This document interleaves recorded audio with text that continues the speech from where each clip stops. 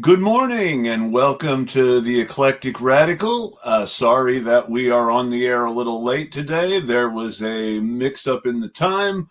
It turns out that here in the United States, daylight savings time starts on the first Sunday in March, and in Belgium it starts on the last Sunday of March. Sorry about that, Youri.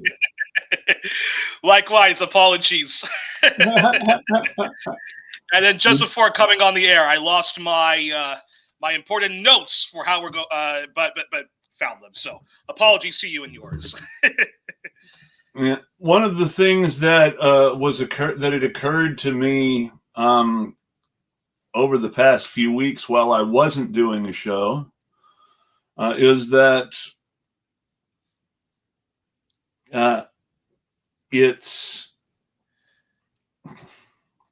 it's been a long time since we talked about anything related to those some people say discredited words, "Me Too," as if the problem of men preying on women has just gone away, despite the fact that a predator is president. The last president had credible charges made against him that were never taken seriously by the media or public at large the way they should have been. Yes, I'm talking about Joe Biden, folks. Mm-hmm. And we sort of lose a lot of this in the shuffle. There was so much attention being given to abortion and so much attention being given to Trump's personal foibles in this area, and now so much attention to the Epstein files in general. It seems like that the regular creeps and assholes of the world have sort of gotten left behind. Mm-hmm. It's interesting that you brought that up. Just to give some background information to folks. First of all, apologies in advance to the audience of Eclectic Radical and anyone who does follow my work at 1+1, but I've recently gotten I've been stricken with a sore throat. I am going to be pushing on, though. I have all of my liquids around here, so if if there's a little bit of a delay and stuff like that, I apologize in advance for that. But last week, because I was really sick and exhausted from illness and some personal drama, we had to reschedule a show we were going to do. And the show we were going to do last week was a special International Women's Day live stream that I wanted us to do, where we do our best, us two men, smashing the patriarchy, smashing dumbass, machismo, is it, pushing back against violent masculinity and the kind of normalization of the unthinkable. So that being said, so a happy late International Women's Day. Chris, thanks for the honor of agreeing to do this. And I was not going to start with what's called everyday sexism, the catcalling, the sexual harassment, the compliments, which on the surface look okay, but they start to get a little bit creepy if you don't really respond well back, and then the guy basically wants to sexually harass you or does sexually harass you. So it's interesting that you brought that up about Joe Biden, Donald Trump, and stuff like that. It reminds me of not the Lewinsky fiasco, but the credible, where there was where there was smoke, there was fire when it comes to Bill Clinton, and the Jeffrey Epstein thing that you mentioned off the block. He's not going to be able to. He's not able to get away with. Well, I had consensual sexual relationships with these girls. That's not happening. No, that's not happening with Clinton, given that Epstein was a human trafficker. I don't like the idea of talking about what people can or can't get away with when currently nobody is making any attempt to bring anybody to anything resembling justice. Everybody just wants to sort of bury it and let it go. precisely because both sides are involved with it. It touches everybody. There's nobody who isn't gotten dirty by this somehow. Mm-hmm. And I mean, the real thing to me about the whole Epstein case is less, this trafficking conspiracy, and more, well, what if this is just what the ruling class is like? Mm-hmm.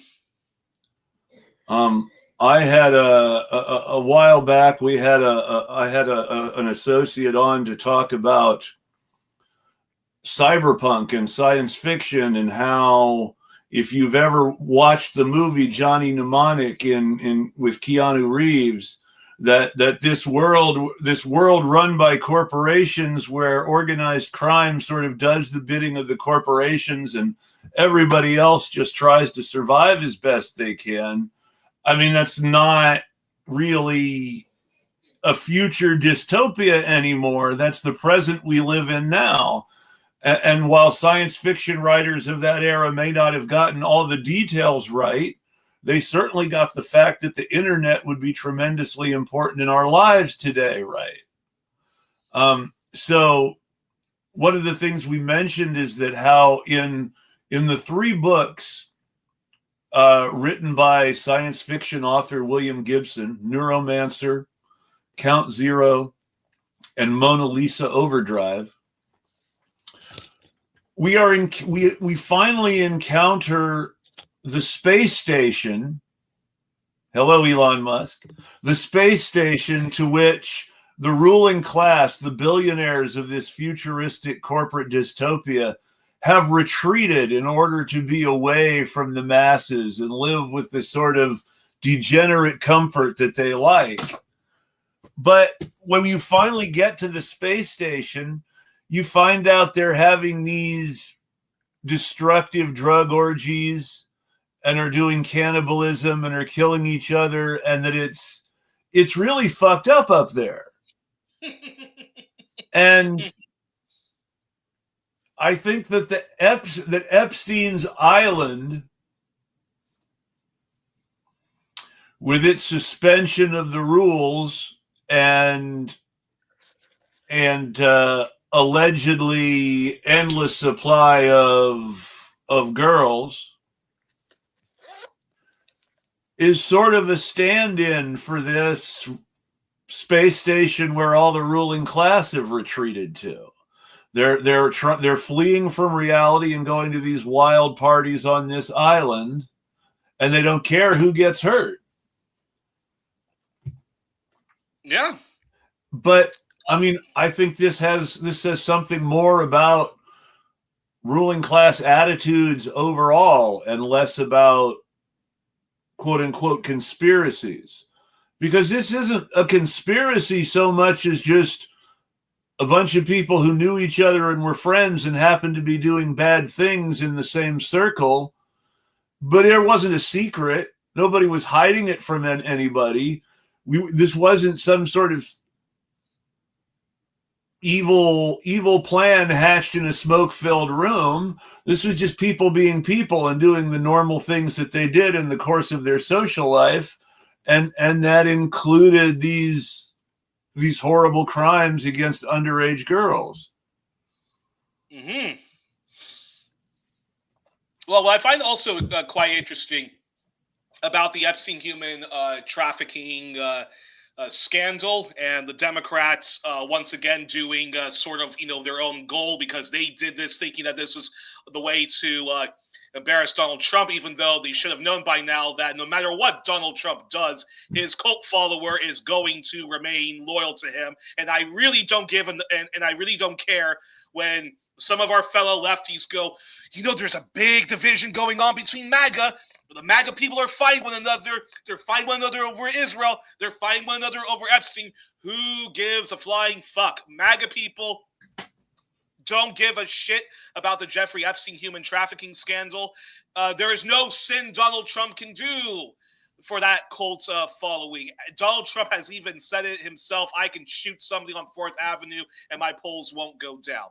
So that being said, and that's a whole other topic for another day. But I think that needs to go in the record. But what I find quite fascinating about the Jeffrey Epstein human trafficking scandal and the ongoing sort of soap opera coverage, which I even see fellow lefties doing, is what it really does show is, if you really think about it, these are all the law and order people. Bill Clinton was a far right Democrat, and the 90s, while a lot of people think the 90s was a wonderful period of, Nirvana and the golden age of hip hop, the golden age of pop music and so forth like that, the 90s was arguably even darker than the 1980s. I mean, Canada was just an austerity hellhole with the Paul Martin budget. The Clinton crime bill and Clinton ending welfare as we know it, Clinton ending big government as we know it, was a dark age, and it was the beginning of the law and order state, even more vicious than the Ronald Reagan stuff. And it now, was. And I think it's important to mention that. Now, I was rewatching some Democracy Now. I was just rewatching some Democracy Now for some research I was doing, and when WikiLeaks exposed what the Clinton campaign, the DNC, and their goons in the media were all doing to discredit, sabotage, and disrupt, Bernie Sanders' chances of getting the Democratic nomination.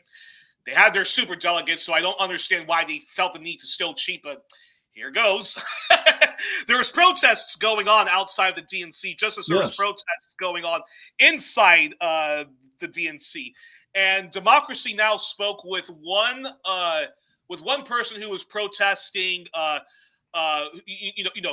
was protesting there. She was a Bernie Sanders supporter, and she said the following. She said that I was raised by a single mom, and during the Clinton years, Clinton cut off our welfare, and she had to go to work, and she couldn't find a job, and she became a prostitute. Now, isn't that interesting that prostitution, and I don't want us to get into it. Well, actually, no, we can even actually talk about it. I am a reluctant supporter of the legalization and the decriminalization of prostitution, but I just find it interesting. I just find it very interesting that when we talk about the elites and so forth, when we talk about the Clintons of the world, the Donald Trumps of the world, the what was that miserable son of a bitch? The Roy Cohn. Roy Cohn, yes. Ain't it just fascinating that Roy could be a closeted gay man and have all the rent boys of the world, and yet he personally himself was very vicious in going after people who had consensual same-sex relations. And I just find it interesting. Bill Clinton, this was the law and order president. Don't ask me why so many black people and people of color supported him, but there you go, black Miss Leadership class and so forth. And I just find it so interesting that I know for a fact somebody who would be who would go to a prostitute would get the full extent of the law, the entire book thrown at him, and here is Bill Clinton with all of these trafficked women. And I'll just say, it reminds me of stories. Trafficked girls. I want to really point out girls. We are talking with the Epstein thing. We are not talking about women.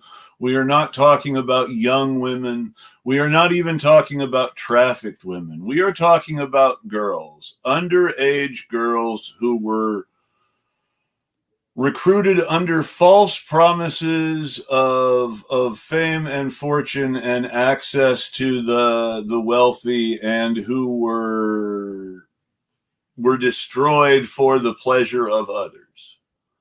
Yeah.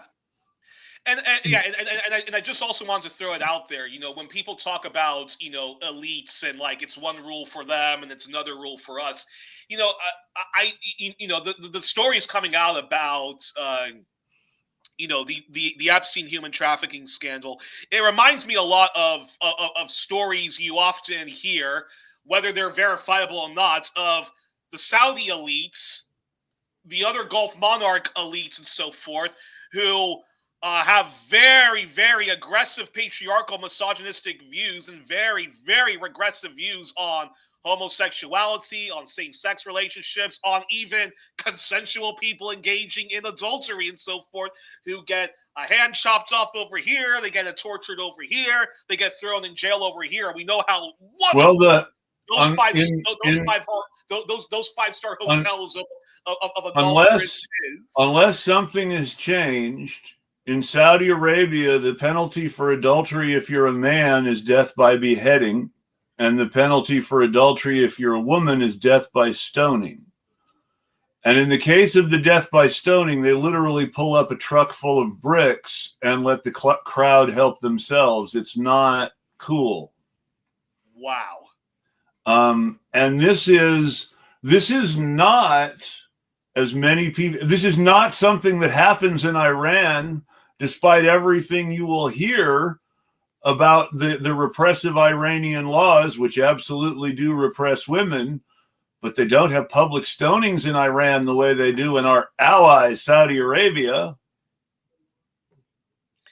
And yet the Saudis themselves, they don't practice what they preach. I mean, there's let's remember what the word Saudi is and why it's Saudi Arabia and not just Arabia, right? So the House of Saud, if you will, the House of Saud is a specific Arab noble family that has been important around what's now Riyadh for many, many, many, many, many, many, many centuries. But they became really important in a period between the world wars where there was a struggle to unify the Arabian Peninsula as a post-colonial, post-British imperial nation. The Great Arab Revolt happened at the end of World War I and was responsible for the Allied defeat of the Ottoman Empire in many ways. The Saudis were not the people who collaborated the British in the Great Arab Revolt. Those were the Hashemites, who are now the ruling family of Jordan, but at the time were a noble family in Mecca, alleged to be descended from Muhammad. And the leader of the Hashemite royal family before they were royal was the Sharif of Mecca, who was an important religious leader and who had responsibilities for making sure pilgrims were safe and things like that. And after the Great Arab Revolt, there was a war for control of the Arabian Peninsula between the Hashemites and the House of Saud. So when we say the Saudis, there isn't a nationality called Saudi. The Saudis are the royal family. It's Saudi Arabia because the Saudis took it from the Hashemites and made it theirs. Yeah, and one moment. And just, a bit of a long story short. The Saudis don't practice what they preach. I mean, they engage in so much. They engage in so much adultery. They engage in human trafficking, and if you look at the Taliban and the people we were supporting to overthrow the Taliban. The Taliban, that was the West's great allies, and then they became our enemies, and the enemies of the Taliban that we were supporting, all a bunch of basket of deplorables and peace, love, and hypocrisy, because while we were supposedly fighting the Taliban because of how cruel they were to women and children, the very people we were empowering to overthrow them would engage in what's called the dancing boys, where they would pick little boys, particularly of minorities that one ethnic group particularly hated, had them dance with a bunch of men who were smoking shisha and God knows what. And I'll leave it to everybody else's Well, so imagination. I mean, the U.S. was in the U.S.'s allies in Afghanistan were the drug dealers. Let's keep it simple. The people who wanted to bring the old days of growing lots of opium back. And that's the drug dealers and the gangsters have traditionally been the U.S. allies. The Saudis bankrolled the Taliban with money that the U.S. government in many cases gave the Saudis to fund the Mujahideen during the Afghan civil war. Tell us, because I'm actually not too familiar, funnily enough, but tell us a bit more for our audience, the socioeconomic background of Mr. Osama bin Laden. Well, Mr. Osama bin Laden was a member of an extremely wealthy Saudi oil family. His brother his cousin Bandar bin Laden was at one point an emissary to the U.S. from Saudi Arabia of some sort, and was a personal friend of the Bush family through the oil industry. George W. Bush and his brother Jeb used to joke around and call Bandar bin Laden Bandar Bush. There was the bin Ladens were part of this do as we say, not as we do ruling class in Saudi Arabia. Now, remember, the reason the Saudis came to power was because they got together with the Sharif of Mecca's religious enemies, a group of mullahs who advocated for an extremely harsh view of fundamentalist Islam, and who promised to support the Saudis as the rightful rulers of the Arabian Peninsula in exchange for the Saudis allowing them to enforce their views of religious law on the Saudi subjects.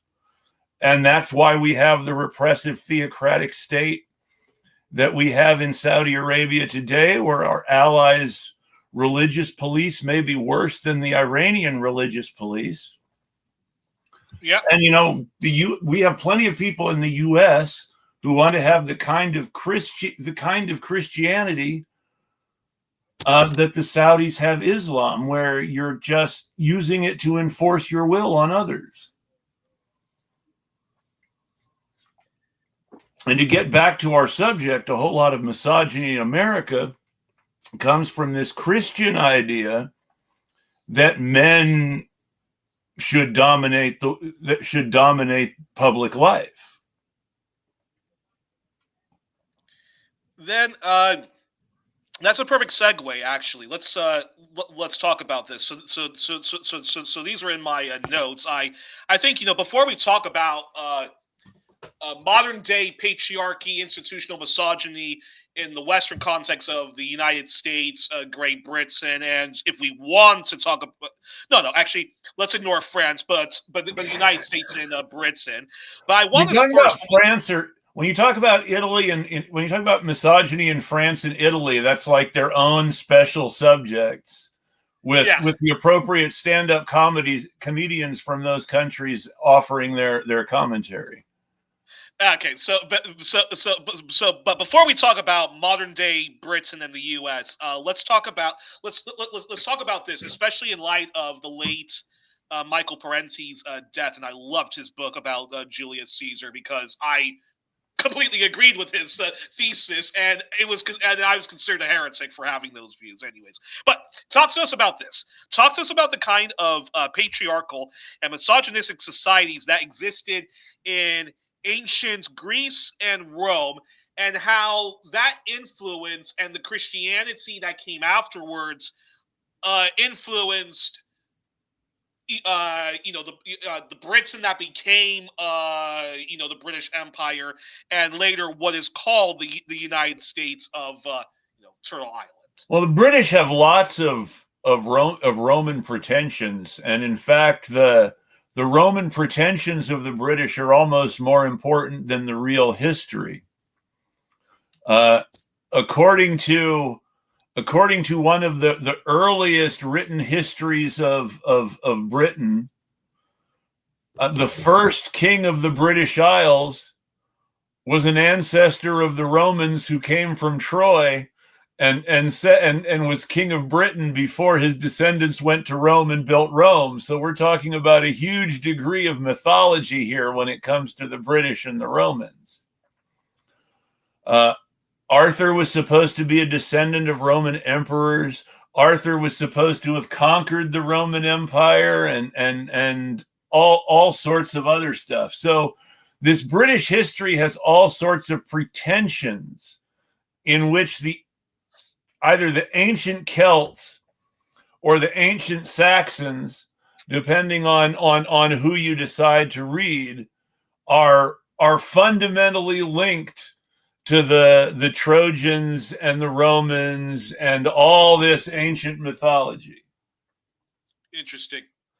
The Matter of Britain, which was a bunch of sort of chivalric romances written around Arthur and his knights, mostly, but also some Welsh mythology thrown in.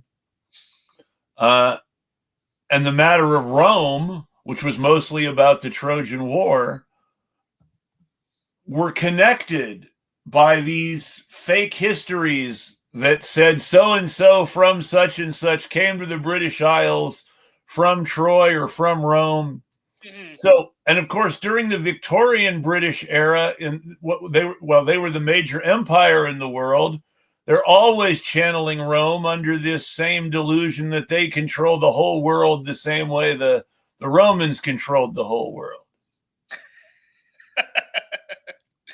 I laugh because the reason why I'm laughing is because every now and then you always meet an atheist or somebody who shits on Christianity and stuff like that, which I'm not entirely against, but I just find it funny that as a little kid, and I grew up in California. I went to 3 different elementary schools, and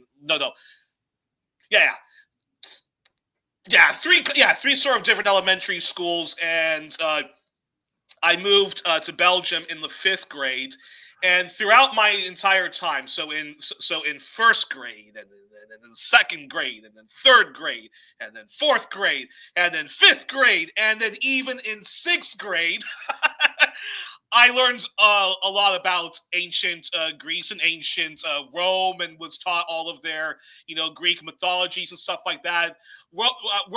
Ancient Rome is basically copying ancient Greek like mythology and stuff like that, but it's just they've changed all the names to the planets of the of the universe and stuff like that.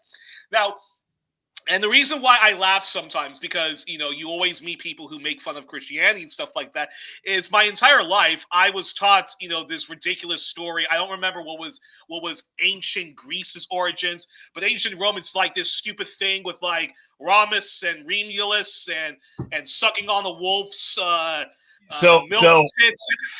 So to give you the sort of the rundown. The Greek the origins of Rome, as the Romans said it, or the Greek sack Troy. This guy named Aeneas flees Troy and eventually comes to Italy, where he settles in Italy, and his descendants become the Julius Caesar's family, and one of his great-grandchildren has the kids who end up being Romulus and Remus and go on to found Rome.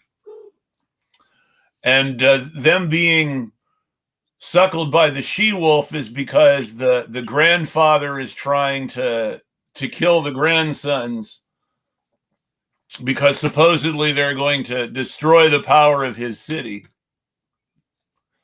And of course, they go on to found Rome, which conquers the city that Julius Caesar's family came from, and then brings Julius Caesar's family to Rome and makes them nobles in Rome in order to say, well, we have the oldest aristocrats in the world.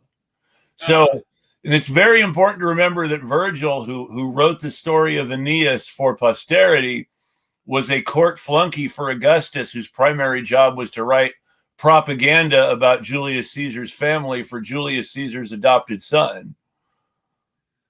Fascinating. And you know, it's but as sort of the origins of ancient Greece, mythological origins aside, there were a bunch of what can best be described cultural evolutions in the islands off Greece and in the peninsula that we now refer to as Greece, and a series of developing kingdoms that had a very high opinion of each other and of themselves, and not a very high opinion of anyone who didn't speak their language. And while it's not super clear, there's sort of a historical idea. My chair came apart, just a sec.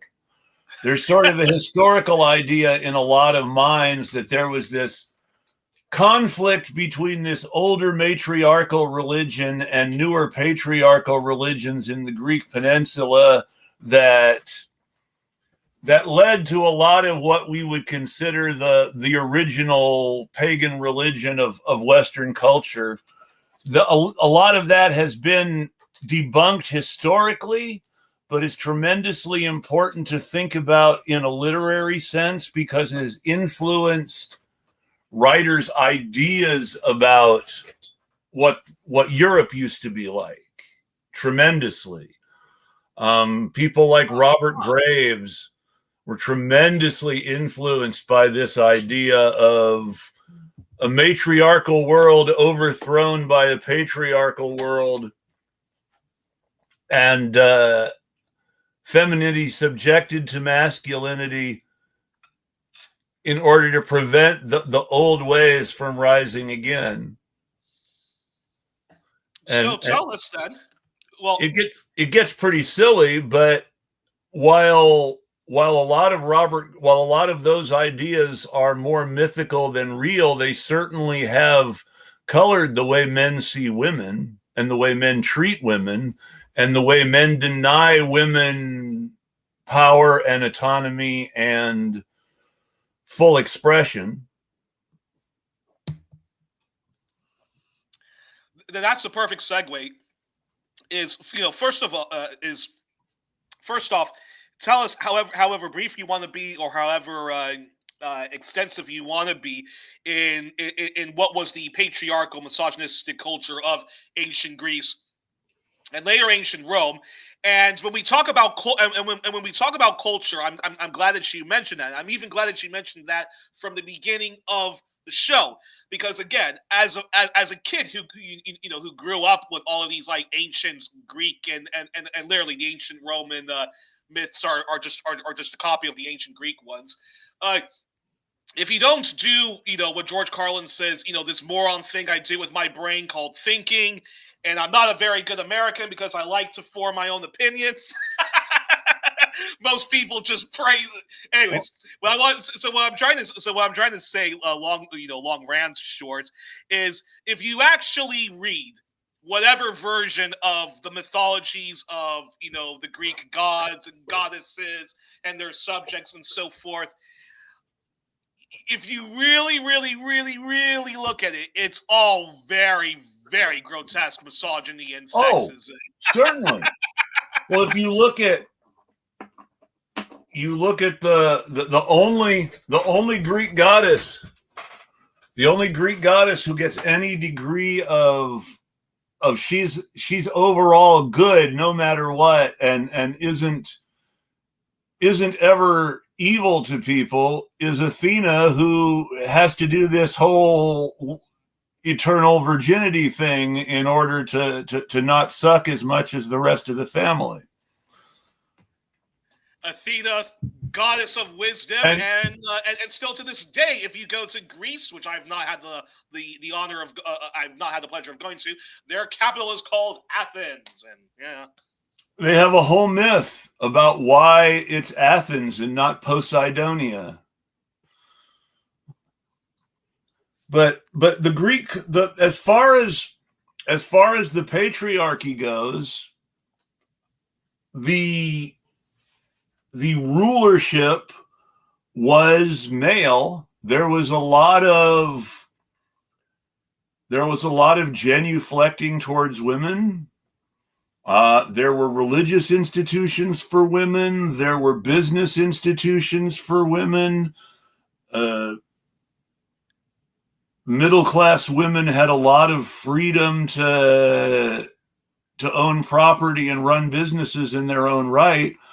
But women weren't citizens. Women couldn't vote in the democracy.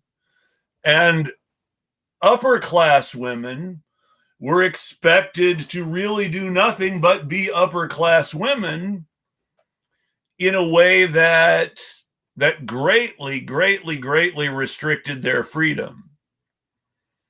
And ironically, a lot of this misogyny came from the fact that men ran things, but that succession was through female lines.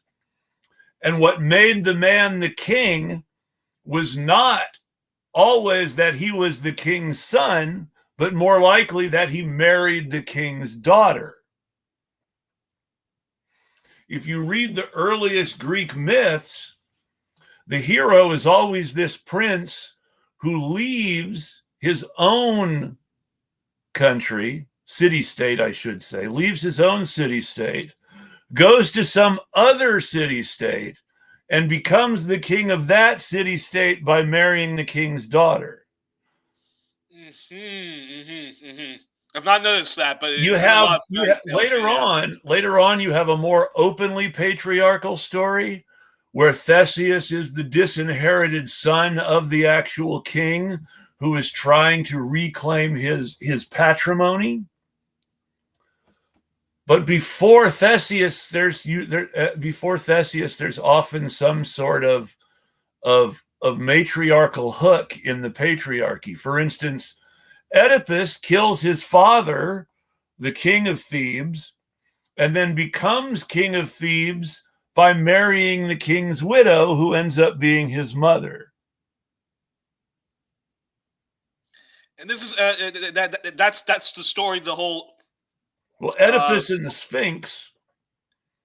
The riddle of the Sphinx is what most people remember about Oedipus, but what's important about Oedipus in psychology and literature is that he married his mother. Yeah. Want to talk a little bit about that? So the whole Sigmund Freud stuff and kind of demystify that Well, so Sigmund Freud is an excellent idea of how of what we're talking about in Patriarch leading to fear of pussy, but that's a whole nother topic in itself.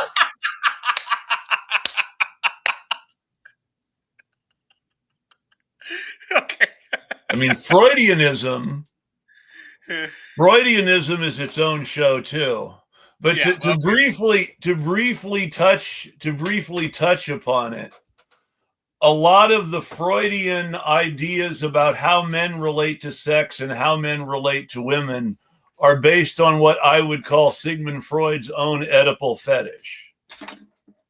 Okay. And I think a lot of that goes into what a lot of homophobes and misogynists and bigots do, is that they fetishize something. Roy Cohn comes to mind. They fetishize something themselves, but hate anyone who shares that same fetish and isn't of the correct social class and the correct public beliefs. Fascinating. Interesting. And then so you already described how grotesquely patriarchal, misogynistic ancient Greece was. Talk to us, briefly about ancient Rome, and if you even want to talk about the Macedonian Excuse me, Empire. my cat is photobombing us for a moment here. No problem, no problem. As long as she's quiet and is not interrupting No, too much. he's not usually too loud when he's got attention, but he may stick his face in the frame a few more times. No problem. Yeah, anywho, talk to us about the patriarchy and the misogyny that existed in ancient Rome. And if you want to talk about Alexander the Great and the Macedonians that took over ancient Greece, feel free to talk about.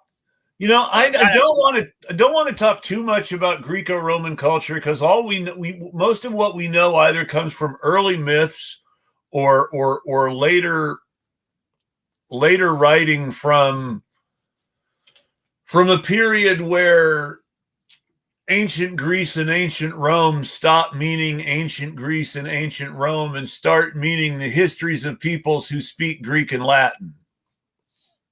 Fair enough. Okay. It's worth noting that Alexander was not Greek. Alexander was Macedonian, from what we would now from what Michael Parenti would have called Yugoslavia when he was writing about it.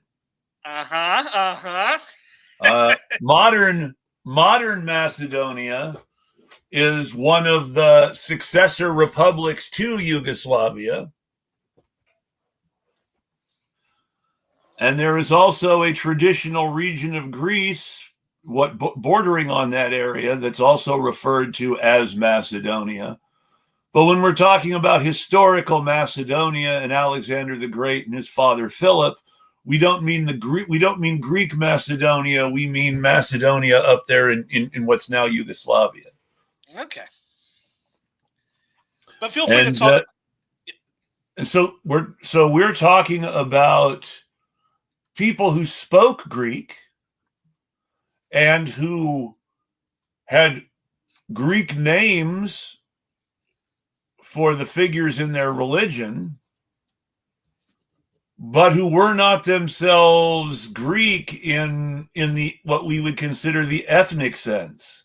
They spoke the language.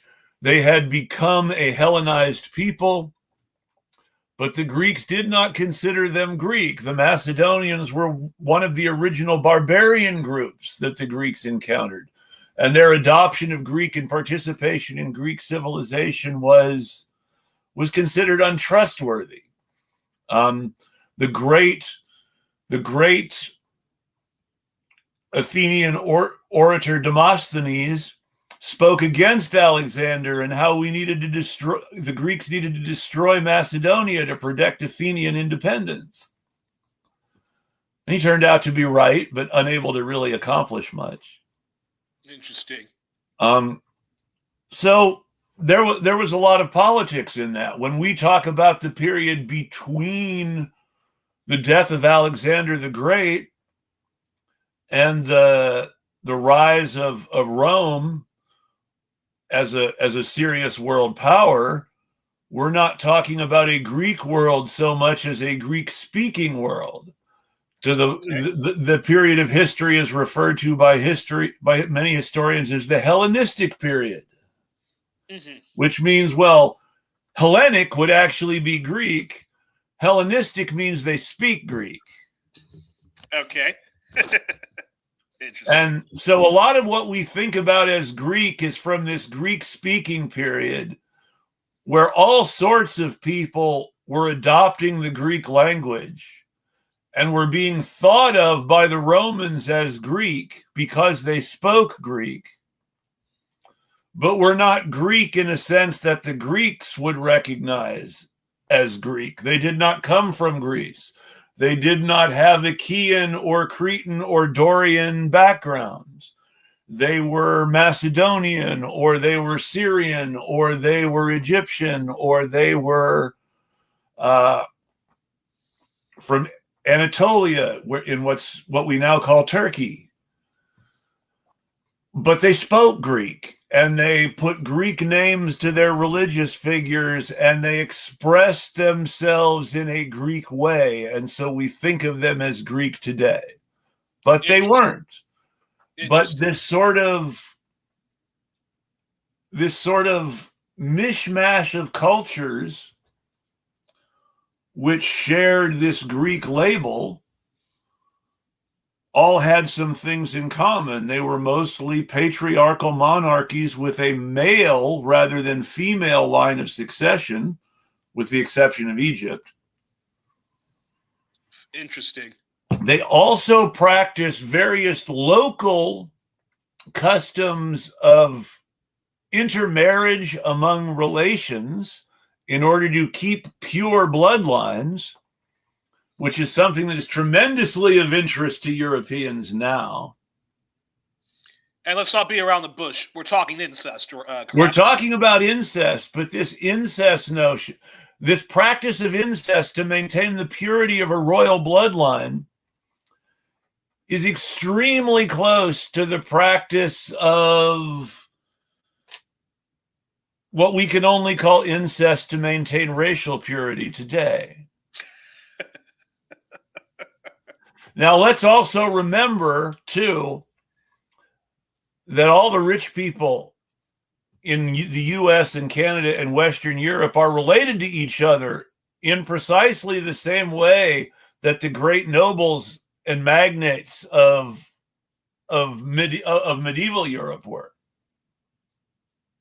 Interesting. Because remember, all the presidents except one are related to each other. And the one who isn't related to any of the others isn't Donald Trump. The one who isn't related to any of the others is somebody like James Buchanan. Uh-huh. That's how far back you have to go to find a president who isn't related to any other presidents. We talk about so-and-so being father and son, or so-and-so being grandfather and grandson. But the actual important historical fact is all the presidents were cousins, except one. Before we get the back to Bush family, who we mentioned before, are related to the British royal family. Wait. Say that again. The Bushes are related to the British royals. Oh, okay. Interesting. So is John Kerry. When John Kerry was running against George W. Bush, there was a thing about, did you know that they're cousins? And they pointed out that they're related to each other through their separate families' marital relations with various members of the Royal House of Windsor. Wow. Wow.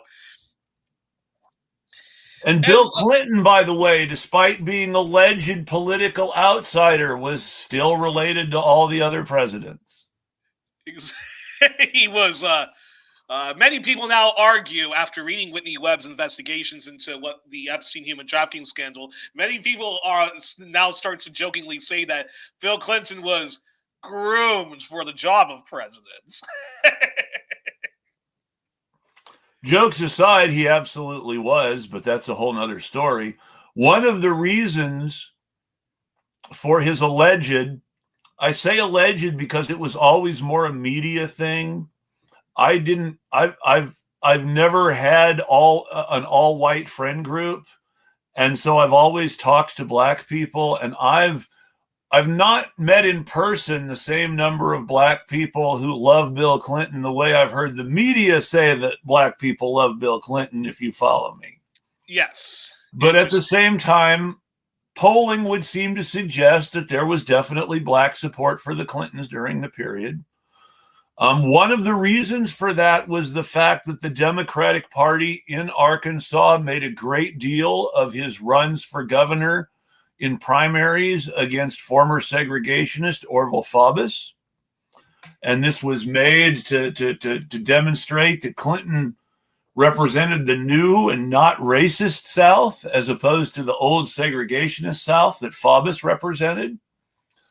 But it's really important to understand that at the time Bill Clinton was beating Orval Faubus in Democratic primaries, Orval Faubus had changed so much from the old segregationist days that he endorsed Jesse Jackson for president in 1988. saying that poor white men and poor black men had to get together to fight against the rich white men who would kill us all if they had their way. Exactly. And Bill Clinton certainly served as a buffer between rich white men and the Democratic Party. Well, if I can go back to yes. just one last thing when we talk about the roots of modern Western patriarchy and misogyny, if we can go back to just ancient Greece and Rome for just one moment, I would like to ask this question. Now, obviously, a lot of the stuff that came from European Christianity was somewhat of a yeah, I'll say it, a reactionary revolt against some of the grotesque practices that existed in ancient Greece and Rome, such as So, fun fact. Okay. Fun fact. The pagans widely considered Christian practices grotesque, destructive, and antisocial.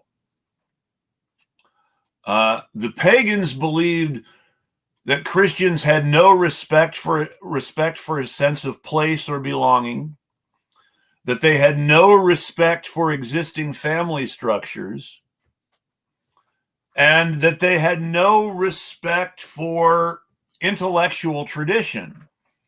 Now, of course, since then, the Christians have completely stolen all of that classical pagan knowledge and branded it as Western civilization and put a very Christian stamp on it.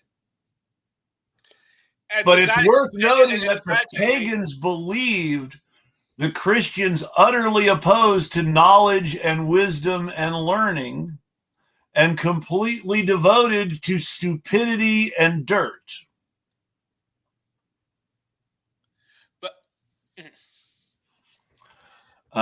Frequently, the early Christians didn't bathe, considering bathing a luxury. People who wanted to prove how holy they were would basically let their bodies putrefy in really gross ways to show, hey, God will keep me alive. Who cares if maggots are crawling through my extremities? Yes, the Native Americans were quite shocked at how unhygienic the white settlers were, and this is after, and this is after white people had become a lot cleaner and were no longer officially cannibals and carrion eaters. But now let's note, by the way, too, since we're talking about ancient Rome and ancient Greece, the first documented headhunters and cannibals in Western history are a group of Celtic tribespeople called the Saluvii, who lived in the area of what's now northern Italy, eastern France, southern and western Switzerland. So the ultimate white people. The first headhunters and cannibals in European history were blonde-haired, blue-eyed Celts who made no end of trouble for the Romans. There is no mention in any of Roman history, despite extensive Roman contact with political entities in Africa, no encounters whatsoever with African cannibals in any Roman histories.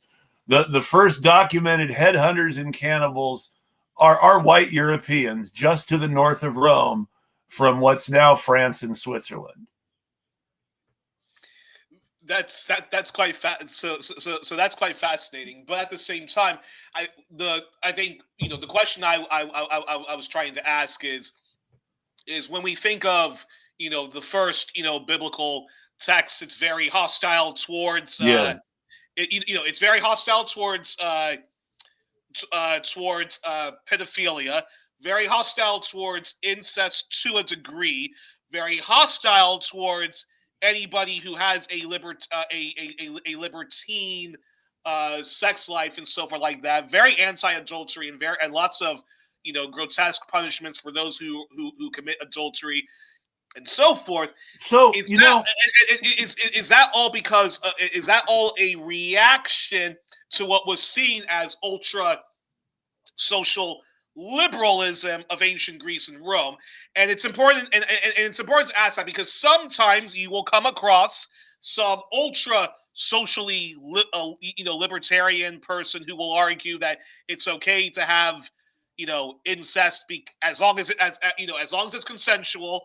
And every now and then you'll find some some ultra libertarian queer liberationist that says that ancient Greece and Rome were much more tolerant towards people who were older and had relationships with younger people, mainly men and so forth like that.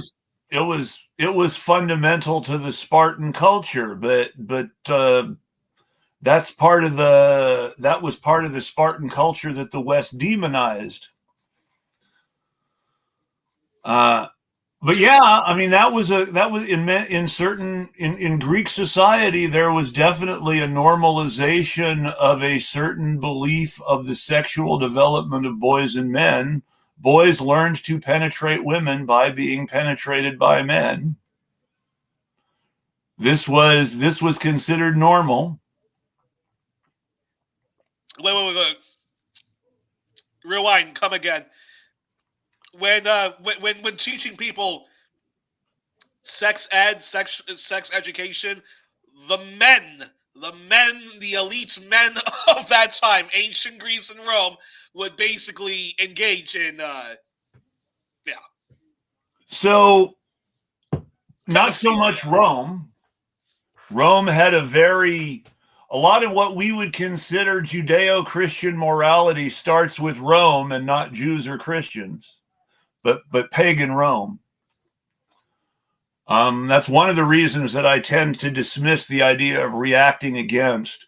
In the long run, the religious institutions of pagan Rome became stronger as Christian institutions of Christian Rome and the Christian Middle Ages. And the actual dividing line between Christianity and paganism can be very iffy in the sense that, I mean, we don't celebrate here in Western Europe, we don't celebrate Christmas in the springtime when Jesus was probably born, according to the actual biblical record, if we believe it. Instead, we celebrate Christmas in the winter, which happens to be when the pagans celebrated the New Year. And the Christmas celebrations of the West are linked with the New Year's celebrations of the West. And the Christmas celebrations of the West are deeply tied into the New Year's traditions of the ancient pagans. Mistletoe, New Year's tradition of ancient pagans. Holly, New Year's tradition of ancient pagans, and so on. Even the idea of a virgin birth is seen in ancient Greek and ancient Celtic mythology in various ways. Though it's worth noting that the alleged virgin birth in Welsh mythology is actually cleverly hidden incest. Mm-hmm. But that being said, as you know, as we do some myth busting, the idea that ancient Greece and ancient Rome, they were just so much more tolerant. So it was so much more of an ultra libertarian paradise. That's Rome. That's bullshit. That's bullshit. The elites, the hustlers, the political hustlers were allowed to engage in their same-sex relationships, their pedophilic relationships. They didn't have the same sense of, I mean, the modern idea of a spectrum from heterosexual to homosexual with fixed points along the way is something that would be alien to the Greeks and Romans, who thought people just had sex. They had sex for whatever reasons they had sex, pleasure, reproduction, whatever. obviously you couldn't reproduce with a man, so if you wanted kids, you had to have sex with a woman if you were a man. But they separated sex for reproduction and sex for pleasure into very distinct categories. And sex for reproduction was a marriage thing that you did for your bloodline. And sex for recreation was something you did with someone of inferior social status, either a slave or a younger person you were responsible for mentoring in some way. Wow. And that's a perfect Now, segue. let's look at that. Let's look at the Epstein scandal through that traditional lens. Well, I was just about to ask you. I was just about to say that that's a perfect segue of, can you explain how Britain and its extreme settler colonial colonies, mainly though just the United States, for our American audiences, how those patriarchal attitudes and whatnot all get recycled into modern day Britain and modern day the United States. The simplest way, I don't like to be a vulgar Marxist about things, but in this case, it really is a matter of class interests.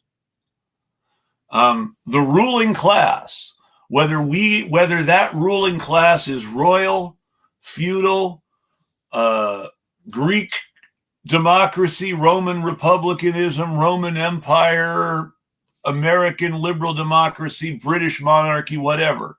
The ruling class wants to stay the ruling class. They don't want to be overthrown by someone else. They don't want to be replaced as the ruling class. Mm-hmm.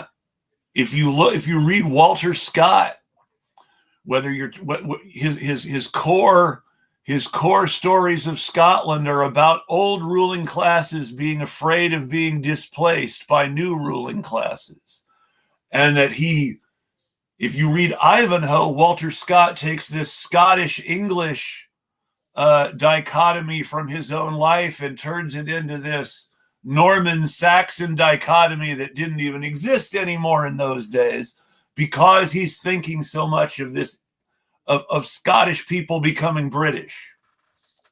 Mm-hmm. But this whole notion of the ruling class and its anxieties are in all of Scott's stories, as these members of the established ruling class are fighting against change that might displace them. And it's their heroic struggle against change that makes them romantic heroes or romantic villains. But that being said, okay, I understand. If you're an old school aristocrat, if you come from what's called old money, but as long as you're filthy rich, wouldn't your response be who gives a shit about the rising new rich? Because historically speaking, who drives culture? Who patronizes the writers? Who patronizes the artists? Who endows the universities? The rich. Yes, the ruling class, for whatever a better way to put it. Yeah. Traditionally, in the Roman period, Roman emperors patronized artists and poets. In the medieval period, of course, kings and nobles patronized artists and poets. In the Renaissance, you had popes and kings of France and princes in Germany, all patronizing artists, poets, musicians. The great classical music of the 16th and 17th centuries, 17th and 18th centuries, was written by composers who mostly worked for kings and royal courts of some kind. Bach's sons, Johann Sebastian Bach's sons, were the British Bach and the German Bach, because one of them became a court a court musician for King George II of England, and the other became a court musician for the King of Prussia. And so they were the British Bach and the German Bach. Interesting.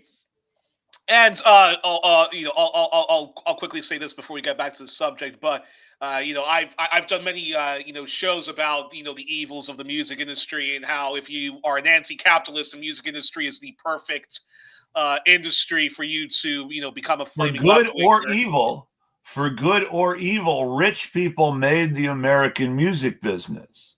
Yeah. In the good sense, there was this champagne socialist and interwar Marxist in the U.S. named John Henry Hammond, who used his money to become a jazz critic on the assumption that the best way that he could overthrow the white cultural hegemony was by helping black artists become culturally successful. No, I wanted to bring that up because you mentioned Mozart. Sometimes he had to Mozart, break out. If you've ever seen Amadeus, Mozart was a creature of the Habsburg court who was entirely dependent on noble people and royals to patronize his work. And when he when he broke away from them so that he could have much more musical freedom, well, I think many people argue about the way he died, but I think it's fair to say historically that he did die a very impoverished person, despite coming from a very aristocratic background. And one of his most famous musicals, which classical enthusiasts often praise, I think it was Madame Butterfly or something with Figaro. The Austrian aristocrats, the Duke at the time, complains about that there was too much notes. The Marriage of Figaro was one of the main things. Madame Butterfly is later. Madame Butterfly is an adaptation of Camille into a Asian setting. So perfect segue. You were talking about culture and the very rich and how they subsidize or even create and cultivate and groom culture. So a lot of patriarchal attitudes. Safe to say that it does come from culture. It comes from plays. It comes from music. It comes from sports and whatnot. It comes from Shakespeare. Shakespeare pushes a lot of misogyny, especially The Taming of the Shrew. Oh, okay. Perfect segue. Oh, got it. Oh, yes. Okay. All right. Perfect segue. All right. So folks, we are now going to talk about misogyny, grotesque misogyny, and sexism, violent masculinity. There's a movie. We're going to talk. We are now The Taming of the Shrew. The Taming of the Shrew is a play about where the hero is just a perfect example of toxic masculinity, and he is being uplifted, admittedly tongue-in-cheek and comedically, but still he is being uplifted as the man who can make women love him. And how does he do it? He's a fucker. So basically, so the play in a nutshell. I'm not familiar with this one. Simple premise. Rich man has two daughters. Younger daughter is soft and gentle and beloved by everyone and has someone she really wants to marry right away. But older daughter is this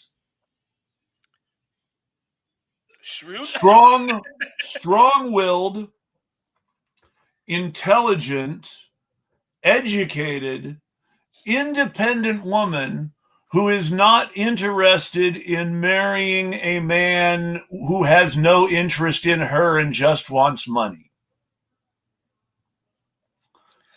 She's not a proto-feminist. She becomes entirely convinced that because he cares enough to be an asshole, the hero does love her, and she does love him because he cares enough to be an asshole, despite the fact that she's not interested in him. Now, this sets a very bad example for young men trying to learn how to court women. Do explain. If you look at this idea that if you're mean to women, they will like you, that is all through Western culture, you can identify it right there in The Taming of the Shrew. So the whole nice guys finish last. Why do good girls like bad boys? But it's worth noting. It's worth noting. The reason the bad boy has to tame the shrew is because the good girl, the supposedly good girl, already has her partner lined up and is ready to get married. And she can't get married and leave her father's house to the freedom of the husband she has chosen for herself in order to kind of have a better life than she otherwise would have. Her sister has to get married first. So we're seeing a woman with a plan for her future conspiring against her own sister with these misogynistic men so that she can get away from her father.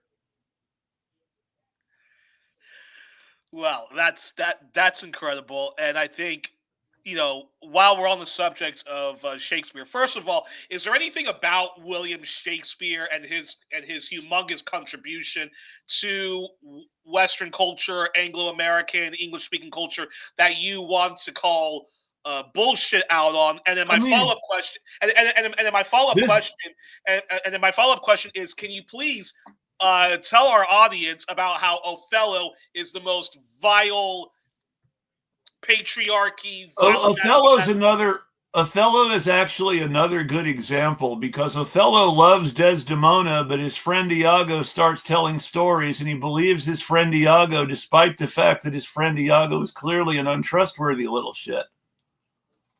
Yeah. So there's that. Something more dangerous. But there is something more dangerous in but this deception where somebody else claims a woman isn't faithful and somebody believes him. This is a central thing in Shakespeare. It's not just in Othello. While it's central to the plot of Othello in a major way, you've also got Don John the Bastard in Much Ado About Nothing, who is deliberately setting out to make the future husband of the lady hero believe that she is a horrible slut in order to ruin that marriage to piss off his brother. You've got similar stories in more Shakespearean plays where somebody wants to marry someone they shouldn't, whether it's Romeo and Juliet or what have you, and all the hijinks of the plot ensue so that people can get away from their parental authority. But again, as we're looking into Taming of the Shrew, is sort of really the perfect example of how our society teaches women their lives have to revolve around men. To get away from her father, Bianca has to find a husband. In order to get married, her father insists her sister be married off first. And even in order for her sister to get married off, someone must get her sister to fall in love with them, which brings them to this hiring of this unscrupulous bully to seduce and marry the sister so that they can get married too. And that's the worst part of it, is while it is implied that they have a happy life later on, let us remember that Petruchio, the hero of The Taming of the Shrew, is a gigolo who is hired to seduce and marry this woman just so his buddy can get married.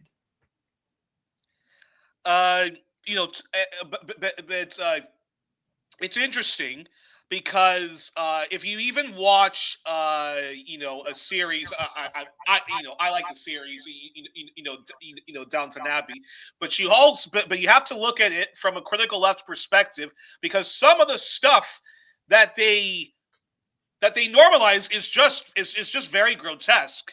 It So is, but it, Mary, for example, is allowed to become the heir to all of that property, but she must marry yes, another aristocrat. yes, and And he is the one who is the one who manages and benefits from that property, even if it is kept in her name, and even if it stays with her should the marriage be annulled for the period they are married. He is the one pocketing the wealth in most cases. now, and going back to Shakespeare and going back to Christianity. Feuds over ownerships of the Queen's dowry were exactly the big marital problem between Henry II and Richard's mother, Aquitaine. Why can't it? Catherine of Aquitaine? I think it's Catherine of Aquitaine. My history's a bit. Catherine Hepburn played her in the movie.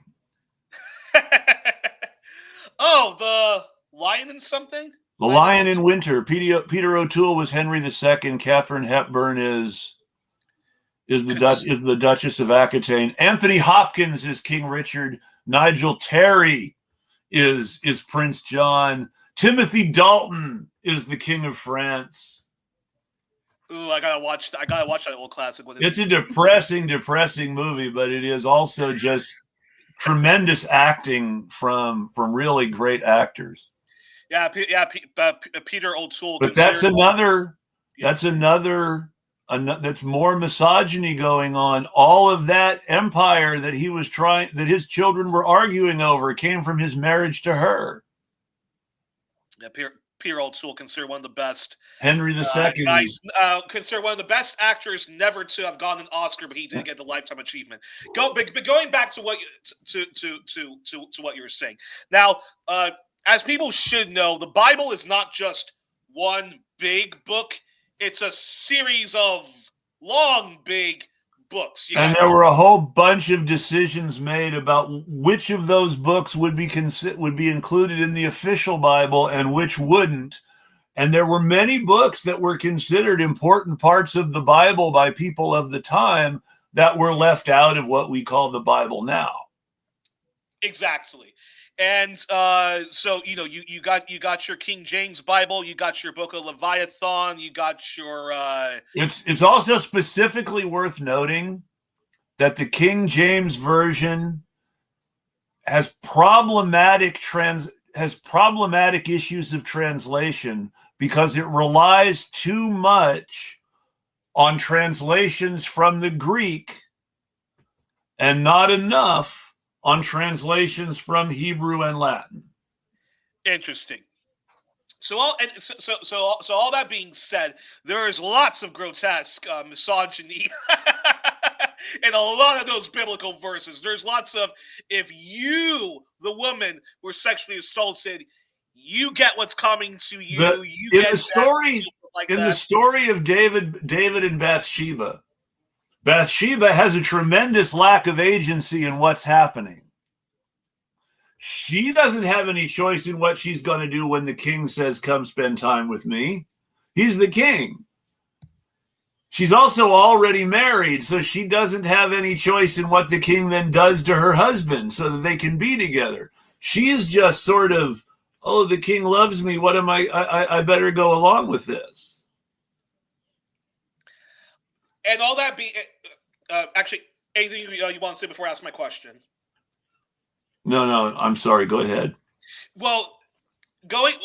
So all of that context that folks need to keep in mind, and going back to Shakespeare, product of his generation, and Othello.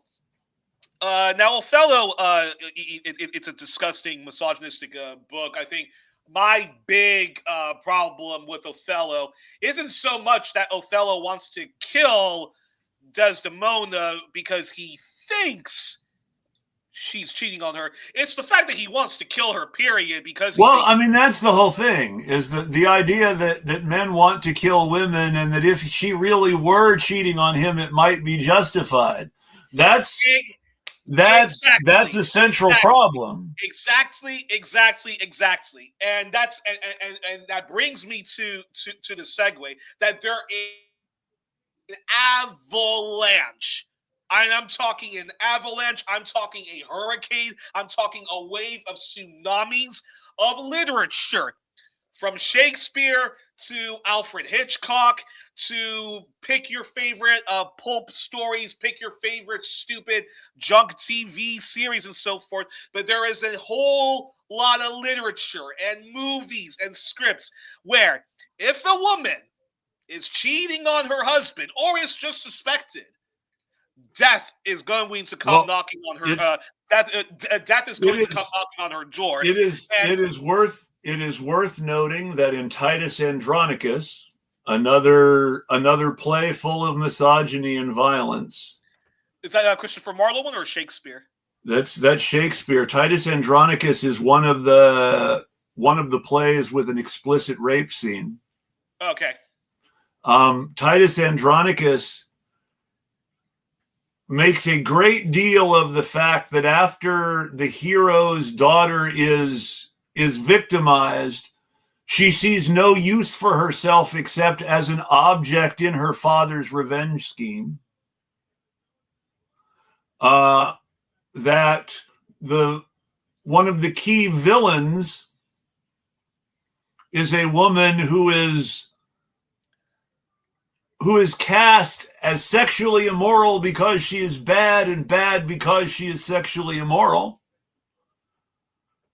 She is on the one hand, she seduced her husband through false pretenses, and on the other hand, she's cheating on him with a black man. Hey, like Othello. The lover of the Queen of the Goths in Titus Andronicus is Aaron the Moor.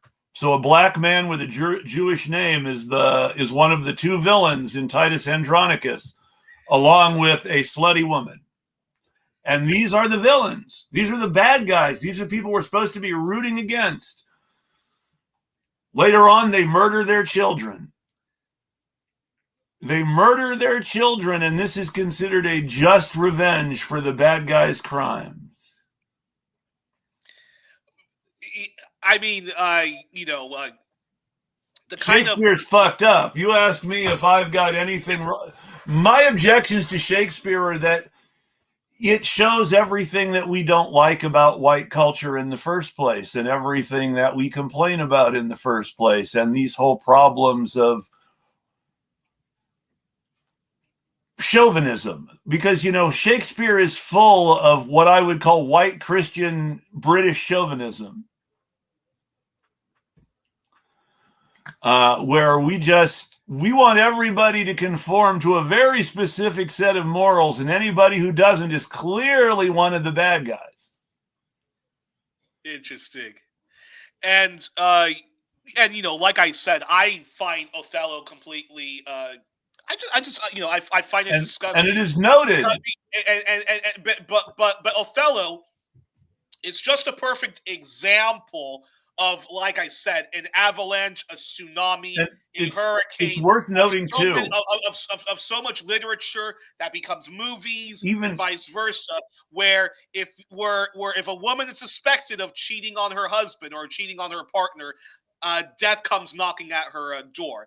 The tragedy is that poor Othello got duped into thinking Desdemona was killed. Instead of us going, that's pretty fucked. That he wants to. You have to compare the tragedies and the comedies sometimes, because Twelfth Night is superficially extremely feminist, and even treats the male brother of the female protagonist as this sort of convenient object who can be bestowed upon the girl who is in love with Viol when she thought she was a boy. So they even sort of role reversal the convenient the sister who gets conveniently married off to the best friend now becomes a brother who can be conveniently married off to the girl who had a crush on Viol when she thought Viol was Viol's brother. Then that being said, but at the same time, after this great exercise in feminism and pretending to be a boy and proving she can do anything her brother can do, Viol marries a man.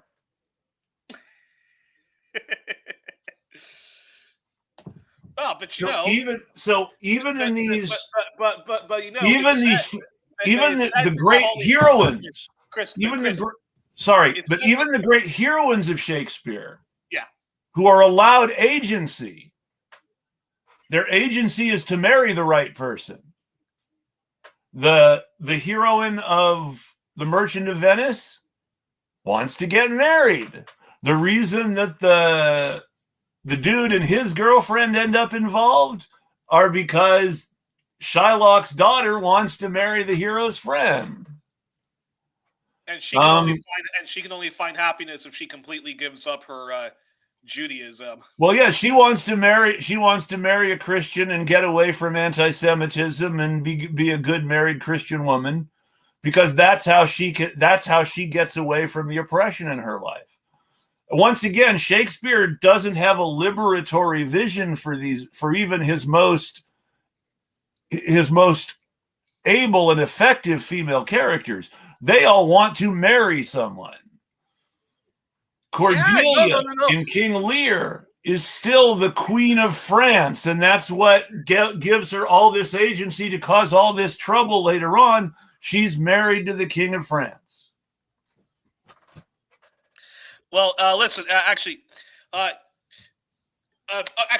look, we're going to do this. I can't believe this is happening. This is super embarrassing because this is happening on the live stream.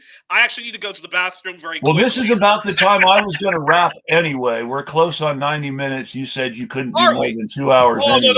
No. We can do longer. We can do longer.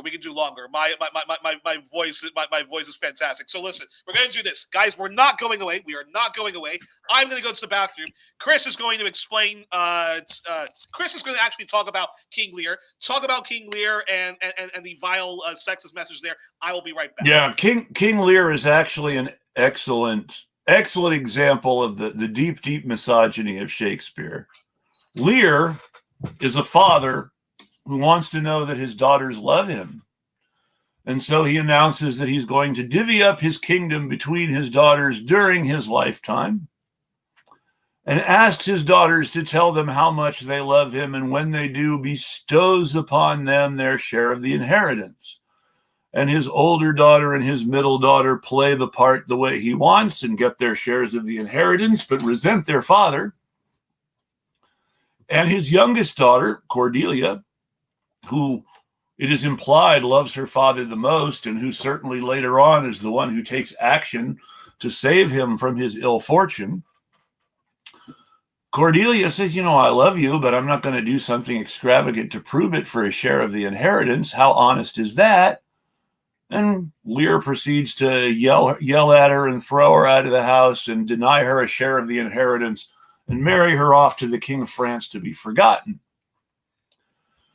At which point he discovers that because he has never really treated his daughters very well, the two daughters that he gave a portion of the kingdom to while he was alive prefer their husbands to him. Their husbands don't like him very much, and his daughters proceed to treat him like shit and throw him out, which is portrayed as the ungrateful cruelty of his daughters. And no one is ever induced to ask, well, why did Gennaro and Regan hate Lear so much? What did he do to them? It's worth noting that there is a modern day retelling of King Lear about sisters in the South inheriting their father's farm, in which the reason the older sisters don't like daddy is because he molested them when they were kids, and no one actually knows this. Now, I think that's probably true when we're talking about King Lear, that he probably did something bad to Gennaro and Regan when they were kids, and they have very good reasons for not liking Daddy. Well, and that Cordelia may actually be the bad one who doesn't believe her sisters. It is implied in the remake that the Cordelia character, despite her genuine desire to take care of her failing father, also is the bad sister who doesn't really believe her sisters were molested.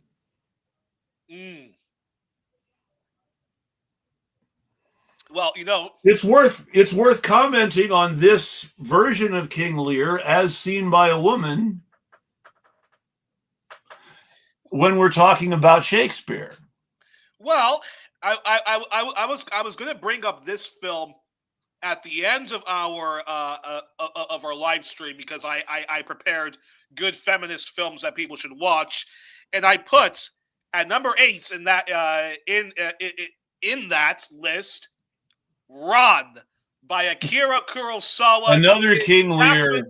His Japanese version of King Lear, which is an epic, but it's worth finger to violent masculinity. Yes, and it's worth noting Japanese feudalism to modern day Japanese patriarchy. The daughters, violence as a way of addressing your grievances. It is an epic movie. And of course, in Kurosawa's movie, the daughters are turned into sons. The daughters are turned into sons for Ron. But still. But just to note, I'm mentioning that because our topic is misogyny. In Ron, King Lear's daughters are turned into sons. But in order to make a cultural point. Yes. And but also very important to mention that one of the sons who is granted the kingdom, his wife, of course, hates the father, of course, for very legitimate reasons, because he is a brutal Japanese feudal genocidal maniac who wiped out her entire family, and she is scheming to get her revenge, but her revenge is a full scorched earth policy. So regardless of if you're also a victim of the Japanese feudalism and the Japanese patriarchy, she goes full scorched earth. I want to take everybody down, and if I get killed in the process, it's all good to me because I want my revenge. That's very interesting. That's how Shakespearean villains are. They want their revenge no matter what. Look at Richard III. Ron is interesting because she does have legitimate grievances, but there's a very basic. Well, Ron is a very anti-war. It's a very anti-war film, and I think at the heart of it is okay. She does have legitimate grievances, but she is destroying everybody and anyone. And so as you were saying, there's no liberatory messages in any of Shakespeare's stuff. So this quasi-Japanese feminist figure, she could easily work with all of the concubines, all of the sex slaves and so forth to smash the patriarchy. But for her, it's just scorched earth policy. So there's a very huge anti-violence message in Ron, which is definitely. So there's a very big anti-violence message in Ron, where Kurosawa says, okay, yeah, you can have your revenge, you can fight violence with violence, but all it does is produce an endless cycle of violence where so many innocent people who have no say in the workings of grotesque Japanese feudalism and patriarchy, they get no say in that. So it's a very powerful film. I like you. I give 2 middle fingers and a moon to Shakespeare. But Kurosawa, who often gets criticized by the Japanese left, I like Kurosawa. This is one of his best. The central contradiction of Kurosawa is that he was in love with Western culture and American culture in specific and American cinema. And he got his start making movies doing war propaganda for the Japanese Empire during World War II. Yeah. Important to note is that he was part of a Japanese socialist movement. Yes, Who did work with unapologetic Japanese communists in certainly. trying to have the kind of unions and collective bargaining that people in Hollywood take for granted, but that people in the music industry could only beg that they had a model. It's worth talking about all the contradictions of Kurosawa. Yeah. But it's important, but that early one, I mean, when you're talking about something like Ron, which is in many ways anti-Japanese, in a sense. Oh, very much so. When you're talking about something like Ron, you can see Kurosawa being really, really pissed at the Japanese imperialists who started World War II, and not necessarily pissed enough at the American imperialists who made World War II inevitable. I am so glad you mentioned that. Look. I'm so glad you mentioned that. Oh my. Okay. We won't get back to the other film. Okay, we have to digress and talk about Kurosawa. Okay, which is amazing. Okay, so Seven Samurai, which is considered one of his first Seven Samurai is not a good movie to talk about in a show about feminism because it's a male buddy movie. Okay. But that being said, Kurosawa in that film, for all the people who think that Kurosawa is too soft on Japanese feudalism and the samurai, he actually twice in that movie criticizes the samurai. So there's one scene in the movie where the samurai find the belongings of previous samurai and bandits that terrorize this peasant village. The samurai are thinking of basically, killing all of them. And then the fake samurai in the movie, played by Toshiro Mifune. Well, Robert De Niro is to Martin Scorsese. Toshiro Mifune is to Kurosawa. What John Wayne is to John Ford. That's Mifune and Kurosawa. Mifune had better politics than Wayne and than John Wayne. Not perfect politics. He was, after all, in the Japanese Navy during World War II. He was a reconnaissance photographer. He might have taken pictures before Pearl Harbor. Who knows? Yeah. But that said, Toshiro Mifune wasn't trying to become an actor. He applied for a job as a publicity photographer with the movie studio. Was told there aren't any jobs as a photographer available. You're going to have to try out to be an actor, but maybe a job will open up, and it'll be easier to get hired as a photographer if they know you from auditions. And of course, he ends up going on to a career as a big movie star. Yes, and in the famous scene in Seven Samurai, the Toshiro Mifune character basically plays a fake samurai. He comes as a background, but he poses as a samurai, and they need another. They need another fighter, so he is. And he dies heroically. Now, this is why the American remake is better. This is why the American remake is better. The fake samurai dies heroically, proving he's the same as the real samurai. Exactly. But in the Magnificent Seven, the American remake, the fake gunfighter goes back to the village, marries a peasant girl, and lives as a peasant. Interesting. Okay, but and in Seven Samurai, and in the Magnificent Seven, if you haven't seen it, the actor playing the Toshiro Mifune character is the excellent German actor Horst Buchholz in his first U.S. role. Okay, interesting. Yes, and in the famous scene in Seven Samurai, the Toshiro Mifune character, the peasant turns as samurai, he does an excellent speech where he criticizes Japanese feudalism and the samurai as being the muscle man of that, and explains why the peasants would engage in killing samurai. Exactly. And many people think, and because Kurosawa has never pushed back against this, they think that this vindicates the argument. This was not only Kurosawa criticizing Japanese feudalism and the samurai, but this was his way of apologizing to the victims of Japanese fascism, whether they were Chinese, Korean, Vietnamese, or Japanese peasants and themselves. I would buy that.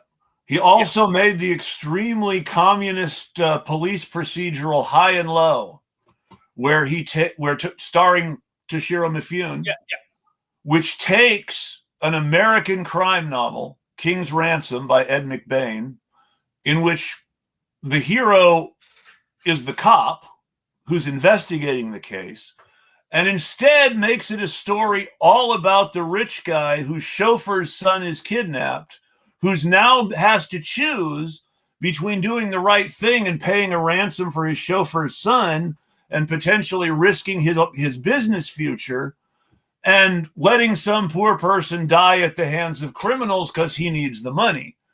And it's a great character study of the rich guy actually deciding to do the right and humane thing rather than to just care about his money. And it's very communistic in that way.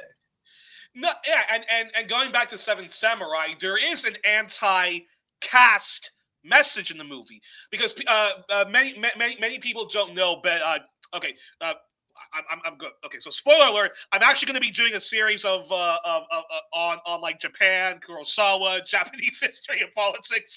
So it's great that we're already like practicing this. But okay, so Japan had a very brutal feudal system. Japan also had a caste system. And Japan also practiced settler colonialism. The way the Ainu people are treated is grotesque, very comparable to Native Americans and the Sami. Okinawa was an independent kingdom with its own language.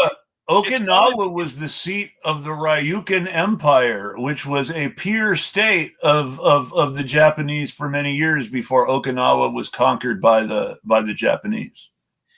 Yes, and Japan very brutal to its colonial subjects, the Okinawans, suppressing their language, suppressing their indigenous culture, and all of this way before Japan decides to take over Korea. You know what I remember? You know what one of the things I remember about the Karate Kid is? What? When Daniel talks about World War II with Mr. Miyagi, he talks about how many U.S. Marines died at Okinawa. And Mr. Miyagi then gives the number of Okinawans and Japanese who died, which is much higher. Well, and of course, the very sad thing about Okinawa, when you study its history, is that this was the part of Japan, a colonized part of Japan, which had little to do with Japanese fascism. In fact, it was a hotbed of resistance to Japanese fascists. Yes, and they paid the ultimate price of actually getting the worst atrocities that the Allies inflicted on them.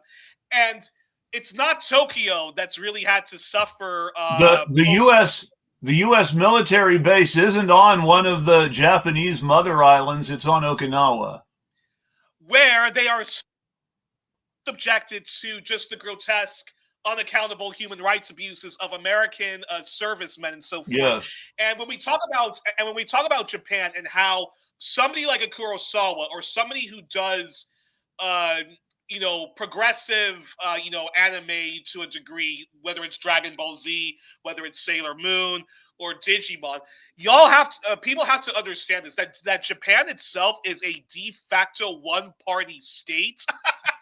No. Where the Liberal Democratic Party, which is a member of the global right wing and far right, the International Democracy Union, has I think it's only been out of power like 2 or 3 times in its entire post-war history, correct? There's one prime minister who wasn't a member of the Liberal Democratic Party of Japan in the 1990s. Yeah. He was a socialist, supposedly an economic reformer who wanted to be less neoliberal, but he ended up being a Clinton neoliberal and not any sort of actual reformer. There had been a time when there was a belief that communists might win Japanese elections, but there was a period of horrible political repression. I believe the leader of the Japanese Communist Party was assassinated. Oh, that wouldn't surprise me.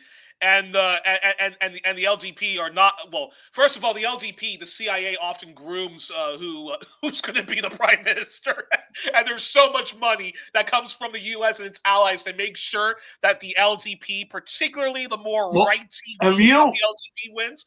Have you noticed? And not only that, but the LDP, they're not afraid to also to use their friends in the Yakuza to make sure that the unions stay in line. Have you ever noticed that Western liberalism is really, really discredited by all the quote-unquote liberal democratic parties that it is bankrolled in other countries that turn out to just be fascists? You look at the Liberal Democratic Party of Russia and the Liberal Democratic Party of Japan. Well, you don't even have to go to Japan. You can compare how the CIA really likes to groom its right wingers. When you only have to look at Australia, where the Liberal Party, which often gets in bed with the National Party, the Liberal Party of Australia is in fact the right wing party. Yeah, and then the Labour Party, which is always has been. And the Labour Party, which is still a member of Socialist International, which I find quite fascinating, is Tony Blair and New Labour before it became that in the UK. And Keir Starmer. But there was already New Labour in New Zealand. Rogernomics was Reagan. Are we sure that Keir Starmer? Are we sure that Keir Starmer isn't more closely related to Tony Blair than his working class father? Oh, definitely. Yeah. So all that being said, it's very important to mention that about the LDP, that Japan is basically a one-party state, the way Mexico was under the PRI.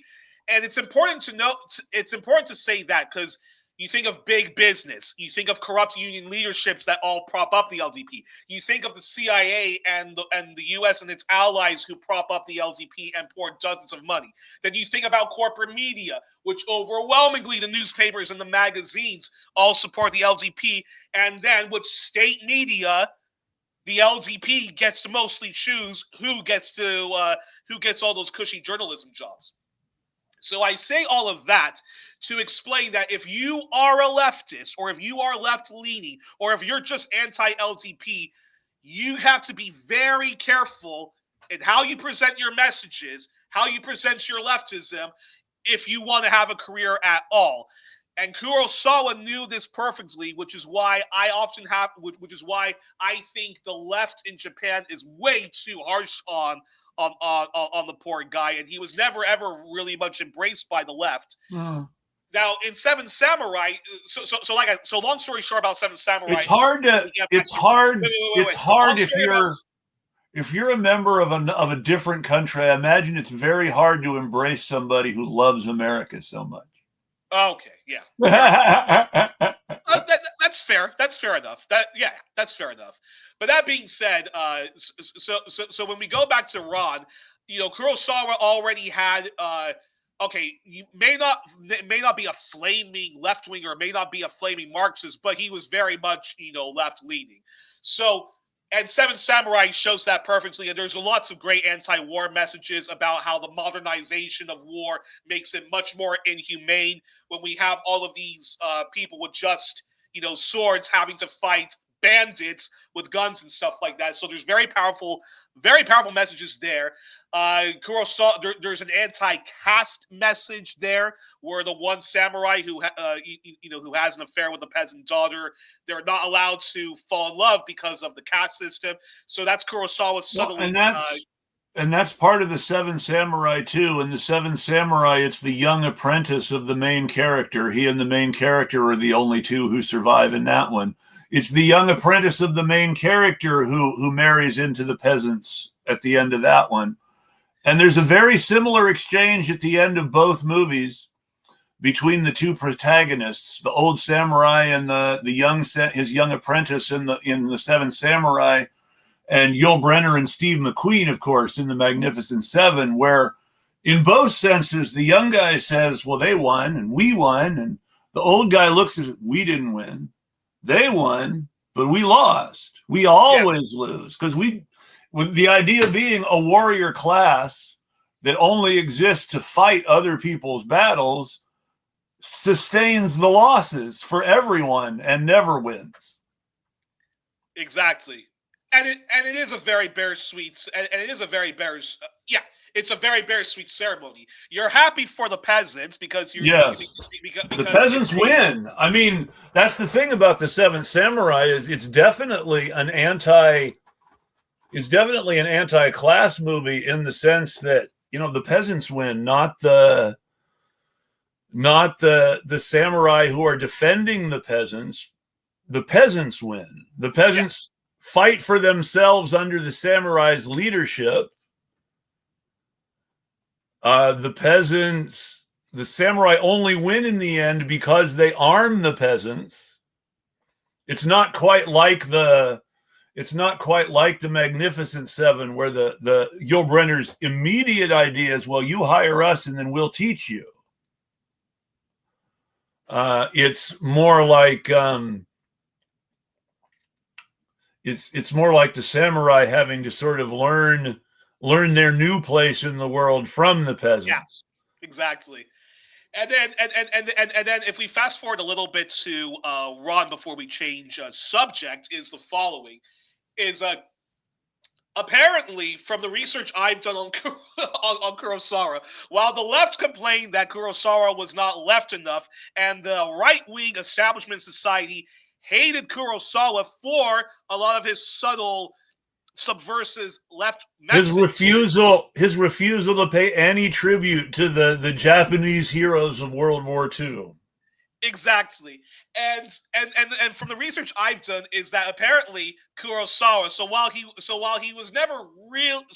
always an outsider in his home country, apparently Korean audiences, both South and North, Vietnamese audiences, Laotians, Chinese, Filipinos, you name it, all loved not just Seven Samurai, but they all, including, and we're talking about feminists, all universally loved Ron and saw Ron as a tour de force of a Japanese person, giving a huge middle finger to Japanese feudalism, Japanese imperialism, and Japanese World War II fascism. Plus, Kurosawa created Star Wars long before George Lucas, so there's that. Yeah, exactly. Everyone should watch The Hidden Fortress. The peasant sidekicks are totally C-3PO and R2-D2. Although, unfortunately, there's not enough of the Japanese Princess Leia character. There's not enough of the Japanese Princess Leia character. There's no Han Solo, no Chewbacca, no Luke Skywalker. It's all Princess Leia, Obi-Wan Kenobi, and R2-D2 and C-3PO. Yeah, that's why I was very disappointed with Hidden Fortress, but I'm not deleting it because, I don't know. Great movie. You can watch it. You watch it and you can see all the things George Lucas stole from it right away. Exactly. Exactly. So right down to the central conceit of the movie, they have to find the bad guy's hidden fortress. It's the Death Star. So anywho, Ron, so Ron is an amazing. It's an amazing film. It was Kurosawa's very last epic, and it's probably his most angriest, his most left wing, even more, and it's a great film. Although not for the faint-hearted, and like Revenants, you have to really be in a kind of a specific mood. The one that I think everybody can get into if they want to is, like I said, High and Low. It's a cop movie, so everybody can get into cop movies, but it's not about the cops. It's about the guy who has to pay the ransom. I will rewatch High and Low, and we'll have a conversation about it because I did see it recently and I didn't like it, but I probably was still hung over by that awful Spike Lee adaptation, which Jared Ball did a very good job ripping apart in So his. if you're ever interested in the original source material and how different it is, but how you can still see the stories that become high and low and highest to lowest. The book is called A King's Ransom by Ed McBain, and it is one of the 87th Precinct Mysteries, which is a long series of books about a police detective named Steve Carella and his colleagues. It was actually a TV series for a little while on American TV on two occasions. The first time in the early 60s, and the second time they did a TV movie intended to be the pilot for a series in the 90s, and that didn't sell. Mm-hmm. Now, let's go. Let's get back. Now, we were talking, of course, earlier about Shakespeare's disgusting, vile sexism, patriarchy, and so forth, and we talked about how there are in avalanches, there are over 1 million Othello type of stories being told, and I cannot. This is a perfect segue to again the culture. Like, I hate that Jimi Hendrix song, "Hey Joe." Hey Joe, where are you going with that gun in your hand? I'm going out to shoot my woman. I saw her messing around town. I cannot listen to that song. And anyways, it's just so disgusting. And then I recommend, and I wish Faith Hill still wrote and sang songs like this. I recommend Faith Hill's Independence Day and the Chicks' Goodbye Earl when it comes to these kinds of stories. That's a great song. Independence Day is less funny, but has a very similar mindset. And that's by Faith Hill. Yes. And that is about a woman who kills her husband and burns the house down with them both inside it afterwards. Well, while we are on that subject, so there's lots. So you have songs like Jimi Hendrix, "Hey Joe," which is disgusting, vile, patriarchy and so forth, and then whenever a woman is free to choose, to be promiscuous. I don't endorse people cheating on their spouses. I think if you don't like your spouse, it's worth noting though that but there's lots of literature, especially in French literature. The perfect example is Madame Bovary, and the retelling of that with an actress I really like, Gemma Bovary, where when the woman dares, cheats because she's bored with her life, men are allowed to do that, women are not allowed to do, and she dies, of course, in the end. Well, and of course, the great Alex Kingston, known for many other things on American TV, played Moll Flanders for a tremendously long time on British TV and was frequently naked. And Moll Flanders is, of course, all about what the wealthy get up to behind closed doors, from the point of view of one of the girls who gets up to things behind closed doors with them. That's a perfect segue then to talk about we talk about the normalization of violence towards women. We talked. Okay, so let me ask this question. I want your assessment of the following: A Streetcar Named Desire, which I think is one of the most disgusting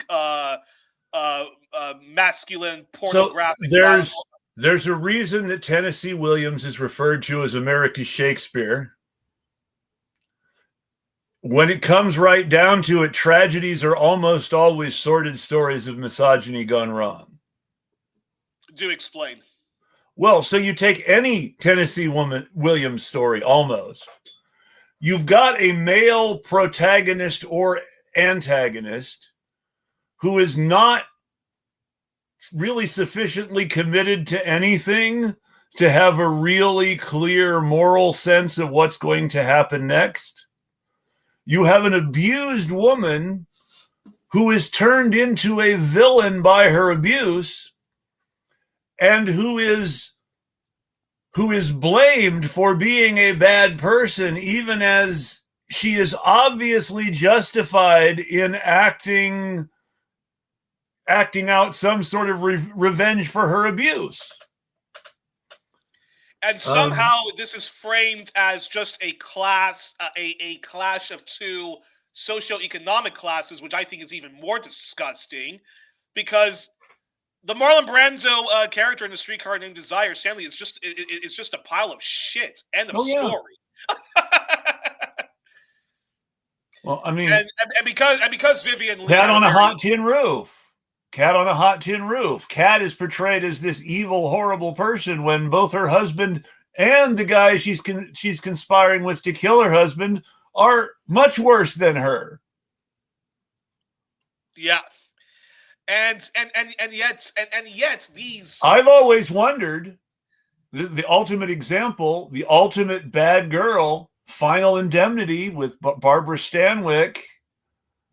Final Indemnity, you have to ask yourself, okay, what kind of a piece of shit is this husband? What does he do to his wife that she wants him dead so bad?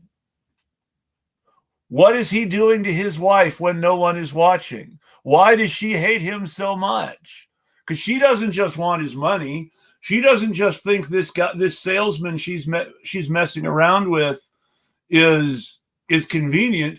She clearly wants to get away from her husband and can't without help. And that's not communicated enough in the story. It's left to be assumed. And we see her as the bad guy, and she's presented as the bad guy. But isn't that what's constantly overlooked is that, when women back then, and even to a large degree now, when women are quote unquote trapped in marriage, I mean, yeah, they could divorce and so forth, but if they have a child with pile of shit husband and well, I mean, that's the thing is, let's go with Cat on a Hot Tin Roof again. She can't get a divorce. That's not part of the culture of the South. She's been married since she was 12. What's she going to do if she gets a divorce? There's a reason that her characterization is what it is, and it all stems from the way men treated her. And if it weren't for the fact that the guy she's conspiring with is also kind of a shit who's out for himself, it would almost be seen, she's a heroine reclaiming her autonomy. But of course, there's a reading of Final Indemnity. There's a viewpoint of Final Indemnity in which both Walter Neff, the insurance salesman who kills her husband, and the husband are both victimizing Barbara Stanwyck in different ways. The husband, by controlling her life so much she just wants to be free, and Walter Neff by rescuing her in exchange for the money and sex. Yeah. And but that is interesting in and of itself, because we have also so not only are we told to constantly pity the violent misogynist in the form of Othello, in the form of the Stanley character in A Streetcar Named Desire, and us men are supposed to be Jimmy's going to kill, Joe's going to kill his wife.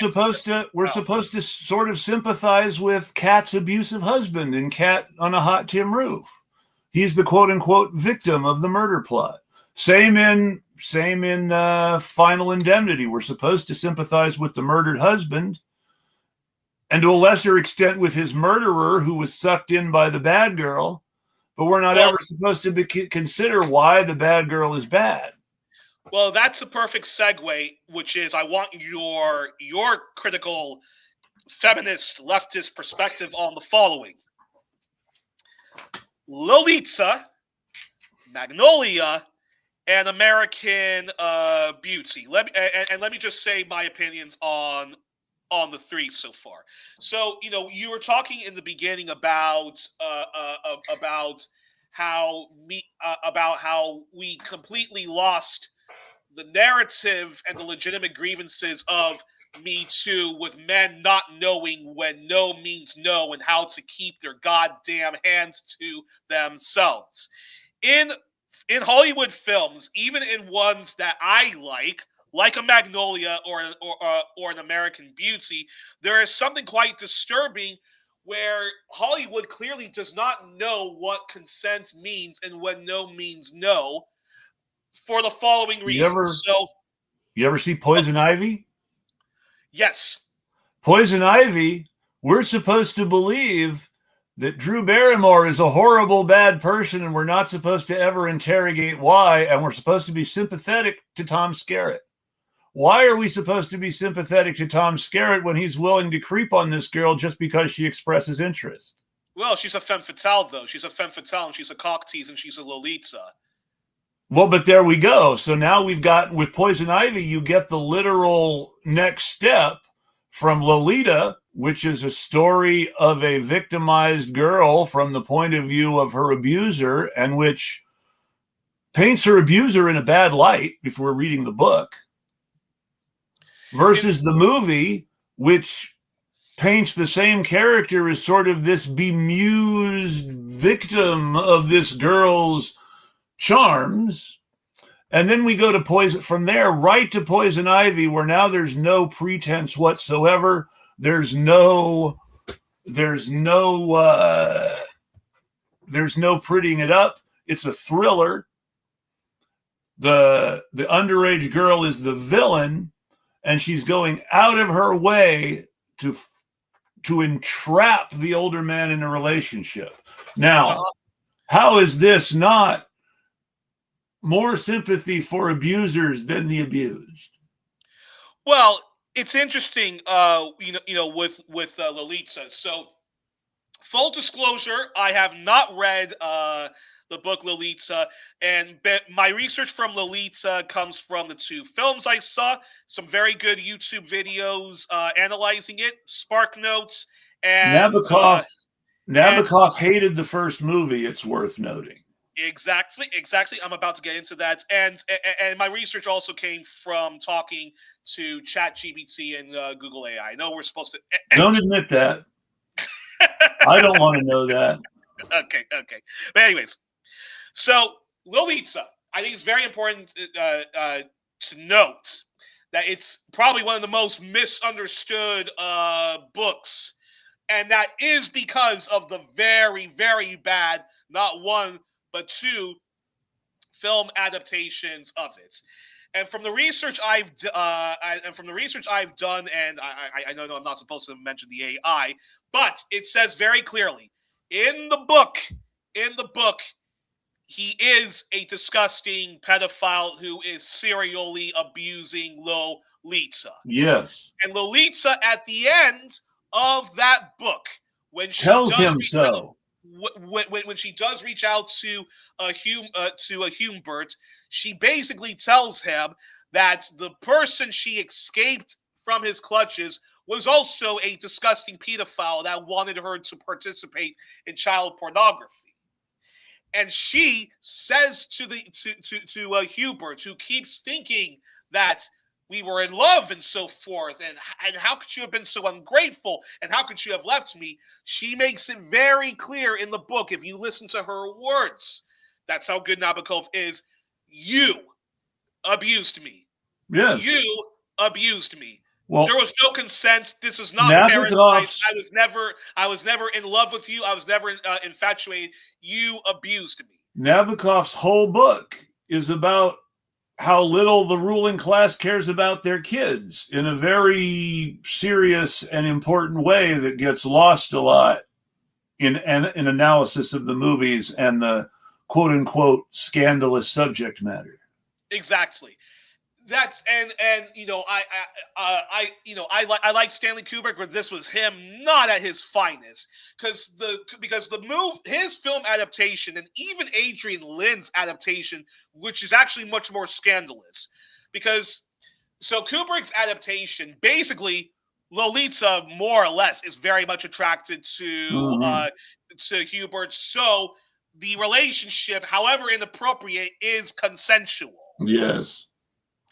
And Lolita is constantly depicted as a cock tease and so forth like that, and a very cruel girl for leaving Hubert for another Yes. disgusting pervert. Basically, that is the Stanley Kubrick film in a nutshell. And the Adrian Lynn adaptation with Jeremy Irons is basically just another recycled remix of the Kubrick film, which is why many people get confused. So many people who are, for lack of a better word, illiterate when it comes to, books and so forth, they look at the movies and just think like, okay, but Lolita was a cock tease. Lolita's getting in a consensual relationship with it. So and then when people use the term Lolita to describe victims of abuse, they clearly have not read the book, but they have watched the movie, which basically says,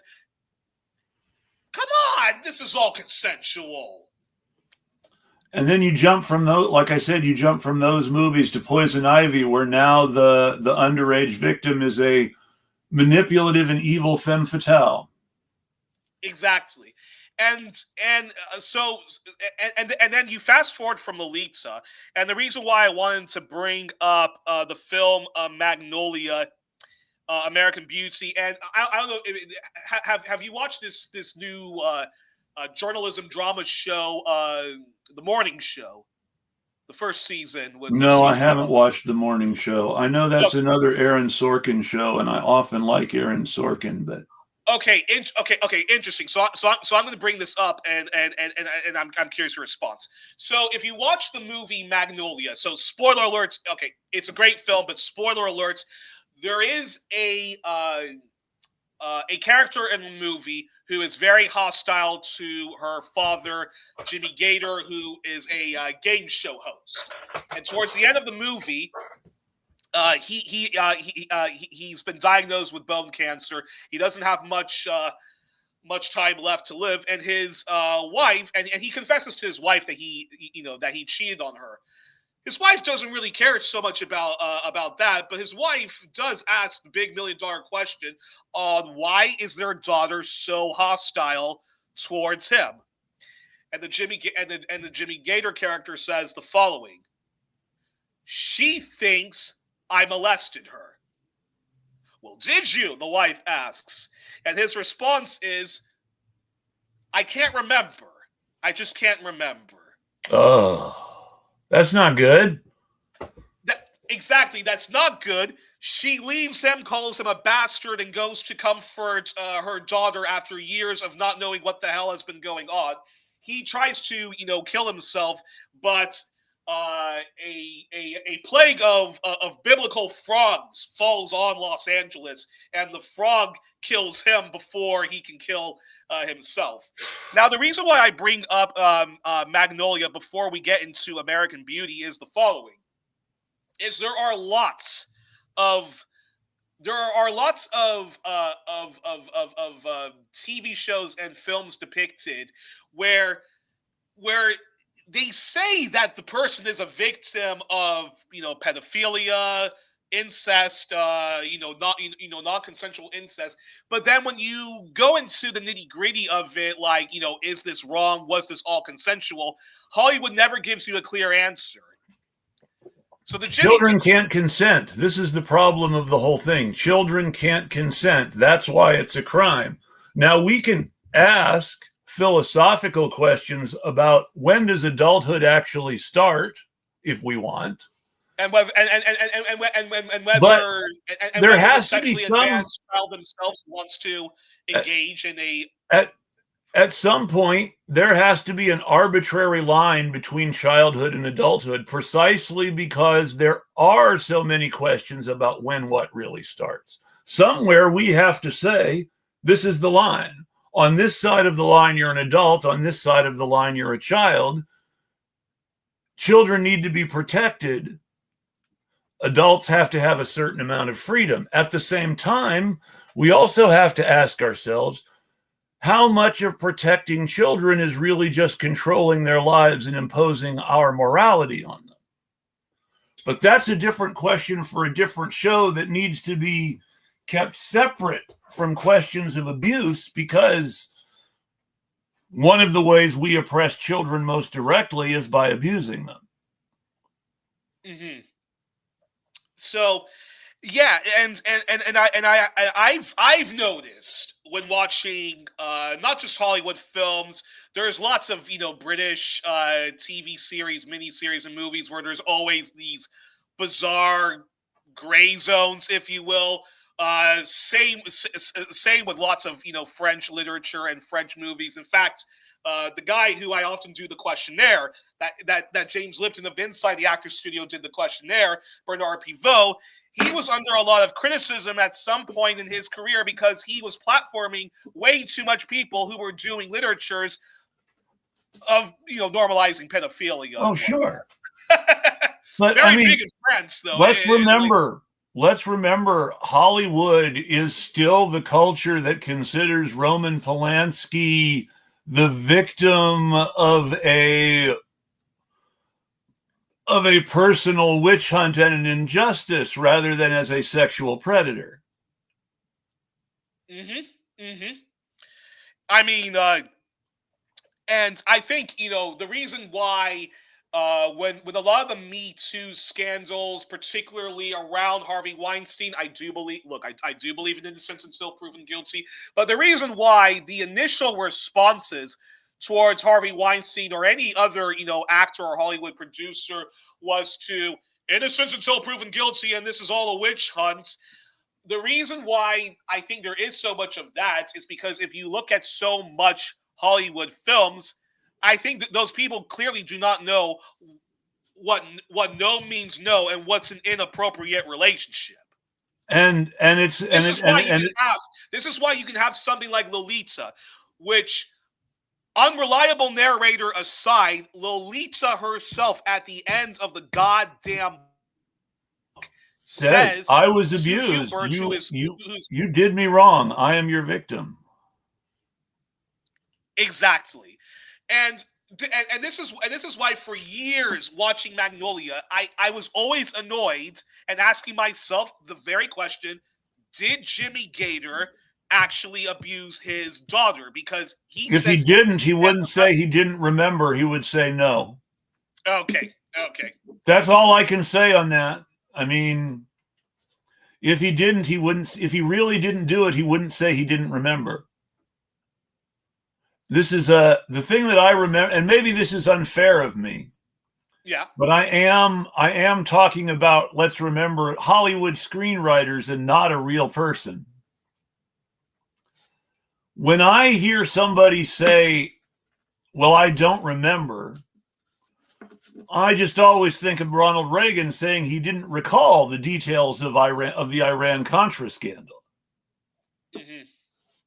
Because if you're guilty and you can't say you're innocent and lie, nobody can prove you're lying if you say you can't recall.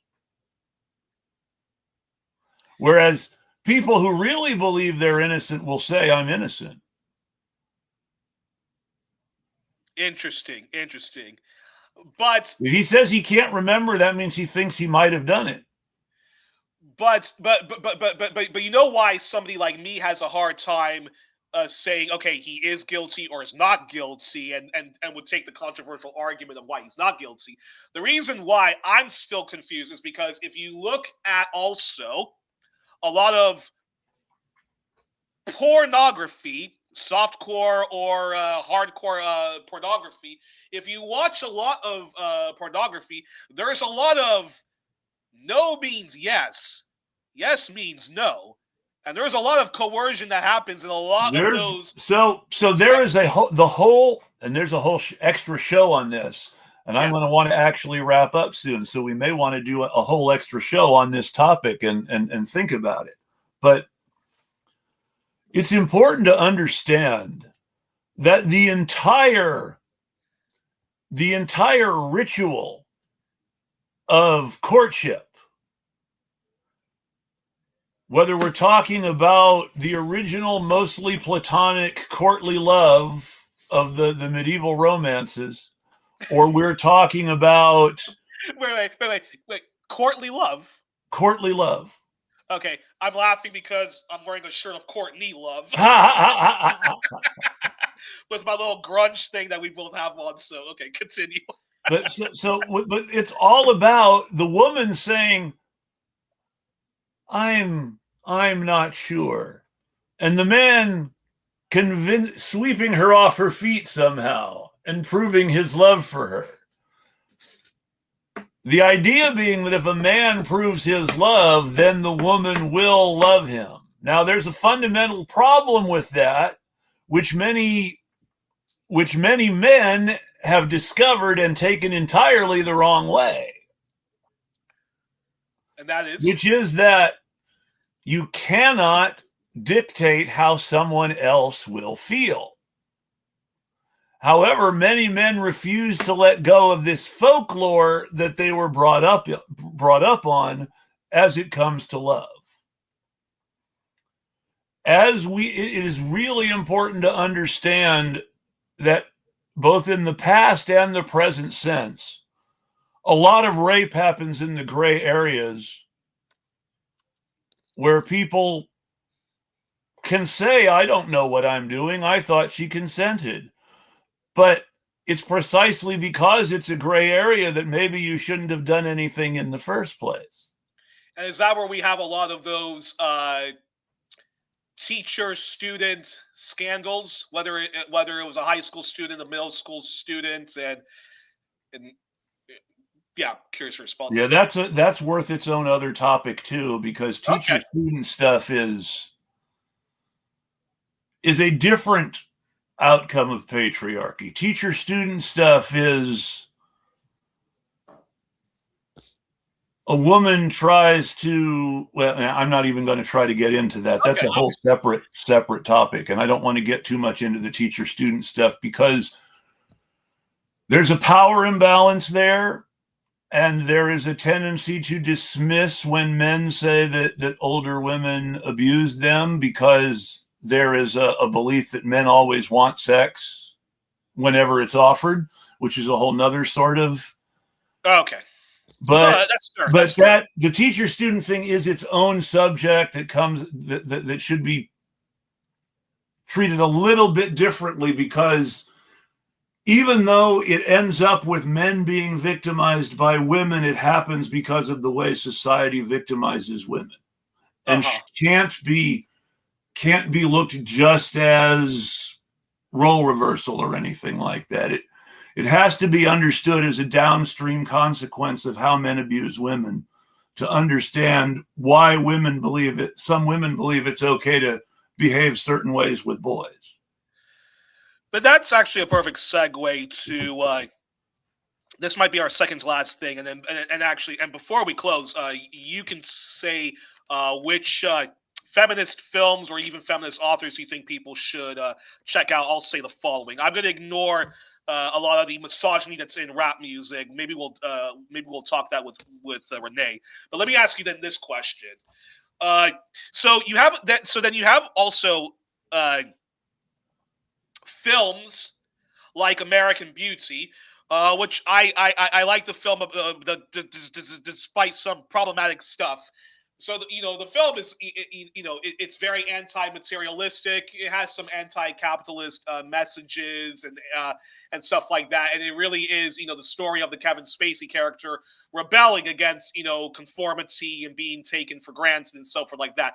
That's all wonderful. There's lots of interesting coming of age stuff, and I think also the Annette Bening character often gets overlooked because she herself is also trying to rebel against. Have you ever noticed there's something vaguely creepy about every Kevin Spacey character ever? And now that we know the truth about Kevin Spacey, it all makes sense. Mm-hmm. That is true. But even then, putting aside his Me Too allegations and whatnot, American Beauty, though, is still very problematic in that the kind of, sexual liberation he wants is with his daughter's friends. And again, she is a cock tease who actually is To interested men, in betting him. And at some point, they're about to do it, but then he so comes here's to his the senses thing. and it doesn't happen. So The I'm very, thing is that I'm very curious men cannot be sexually liberated. Men cannot be sexually liberated because men are not in sexual bondage. I want to put that out there right now. Men cannot be sexually liberated because men are not in sexual bondage. Free love, which is a real thing, is about liberating women from men's power over their love lives and allowing women to choose who they want to be with without any restrictions imposed on them by male society or male culture or male law. Most people who talk about sexual liberation these days fail to understand that only women can be sexually liberated. Men cannot be sexually liberated because men are not in sexual bondage. Okay, so the men who are lucky to have a sex life, be as promiscuous as they want to be, either as a single person or as promiscuous as they want to be, as they have a wife or a long-term girlfriend. So they are not. So they are free to be as sexually liberated as they want, even if they might have a very expensive divorce, because they are men. A woman cannot do the stuff that a promiscuous man literally when free love first started being an issue, standards, correct. When free love first started being an issue, we were talking about the days of Victorian England where women couldn't even get divorces. Men had to get divorces. Women couldn't divorce their husbands. You asked me to recommend feminist literature. I don't feel qualified to recommend feminist literature to anyone. I will mention, however, that while Emily Bronte's Wuthering Heights was made into a movie recently, yeah, which has gotten a lot of criticism. the truly interesting book written by the Bronte sisters is Anne Bronte's The Tenant of Wildfell Hall, which is about a woman who leaves her husband to raise her son outside of the abusive sphere of her alcoholic husband's life.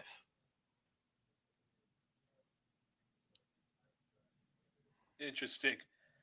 Now, Charlotte Bronte, the author of Jane Eyre, with whom Anne Bronte's books, Agnes Grey and the Tenant of Wildfell Hall, bear some resemblance, Charlotte Bronte had the Tenant of Wildfell Hall repressed, essentially, choosing not to have it republished when she had her sister Anne's book, Agnes Grey, republished, on the opinion that she didn't think that the Tenant of Wildfell Hall would do justice to her sister's memory, when really she wasn't comfortable with how really, really feminist the Tenant of Wildfell Hall reads in Victorian England. Uh-huh. And again, it's a story about a woman who leaves her alcoholic abusive husband to raise her son alone. I definitely recommend people read it to understand a certain slice of Victorian life that we don't get in far too many of the Victorian novels we're told to read. It's also worth reading because it was a tremendously scandalous book, in which it was considered just absolutely horrible that this polite young woman of good breeding would read about a woman leaving her husband to raise her kid alone and marrying another man. Well, I've not. Well, I've not seen It this yet. also raises the important issue that men should try to understand women more, should try to understand and learn from female behavior, and that maybe men should act more like women than like men.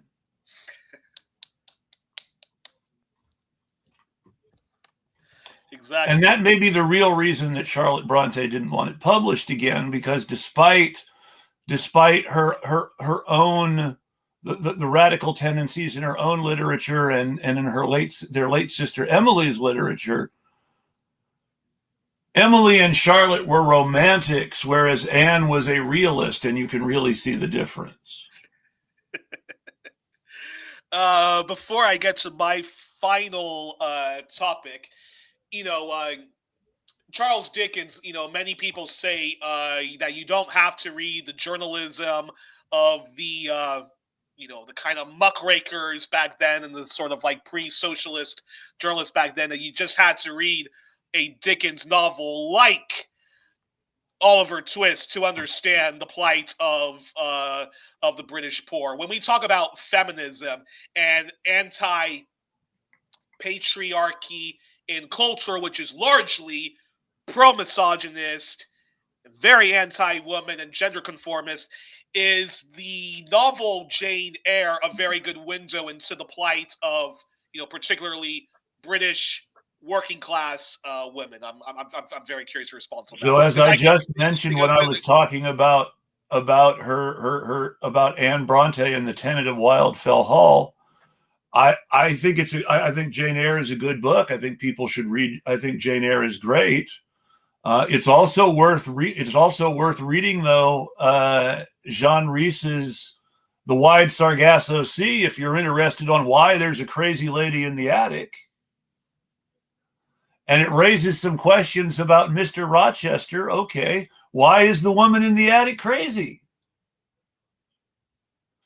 Which then, these are these unanswered questions that are begged by this romantic literature. Why is the woman in the attic crazy?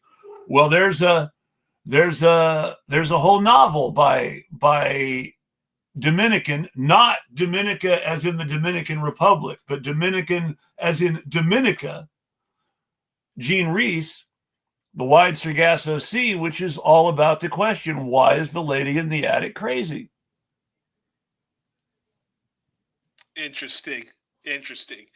And and spoilers for anyone who didn't pay it, who isn't interested in reading the book or watching the movie, the too long did not read is the woman in the attic is crazy because she's a Creole and Mr. Rochester is a racist who can't bring himself to believe she's really white.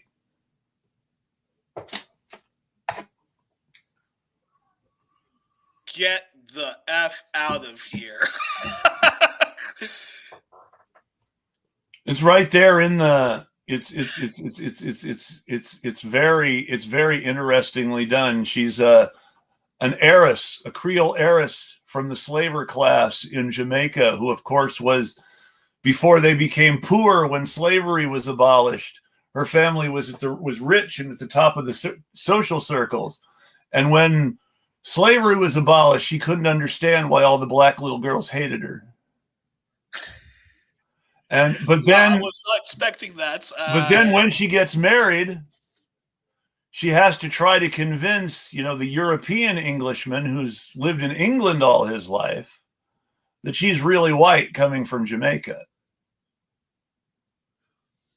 Interesting. Wow, I was not expecting that curveball. You gotta warn me about that when we do. Now, it's worth noting that Jean Rhys didn't consider herself a feminist, wasn't a particular fan of feminism in a political sense, and had some very anti-feminist ideas. But she still couldn't help but ask, why is the lady in the attic crazy? And the answers to the question, why is the lady in the attic crazy, do not reflect well on Mr. Rochester. Well, fascinating. Well, as we close, The Wide Sargasso Sea is the name of the book for anyone actually interested in knowing why the lady in the attic is crazy in Jane Eyre.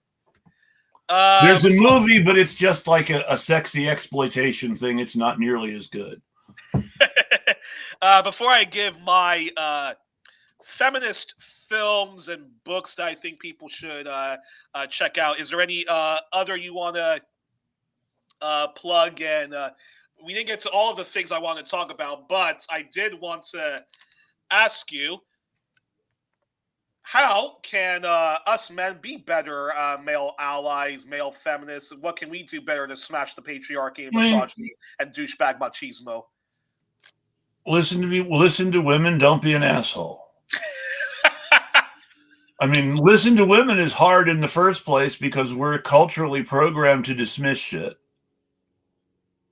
We're culturally programmed to respond with something negative almost every time a woman talks to us, and it's kind of scary when you really think about it.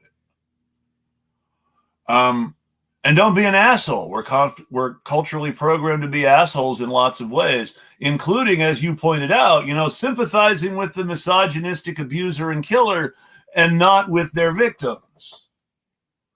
Exactly. That's something that's got, but that comes down to that not being an asshole, because it's not just that these people don't like women. It's that being a man gives them the right to do whatever they want to women in the most disgusting ways. Don't be an asshole.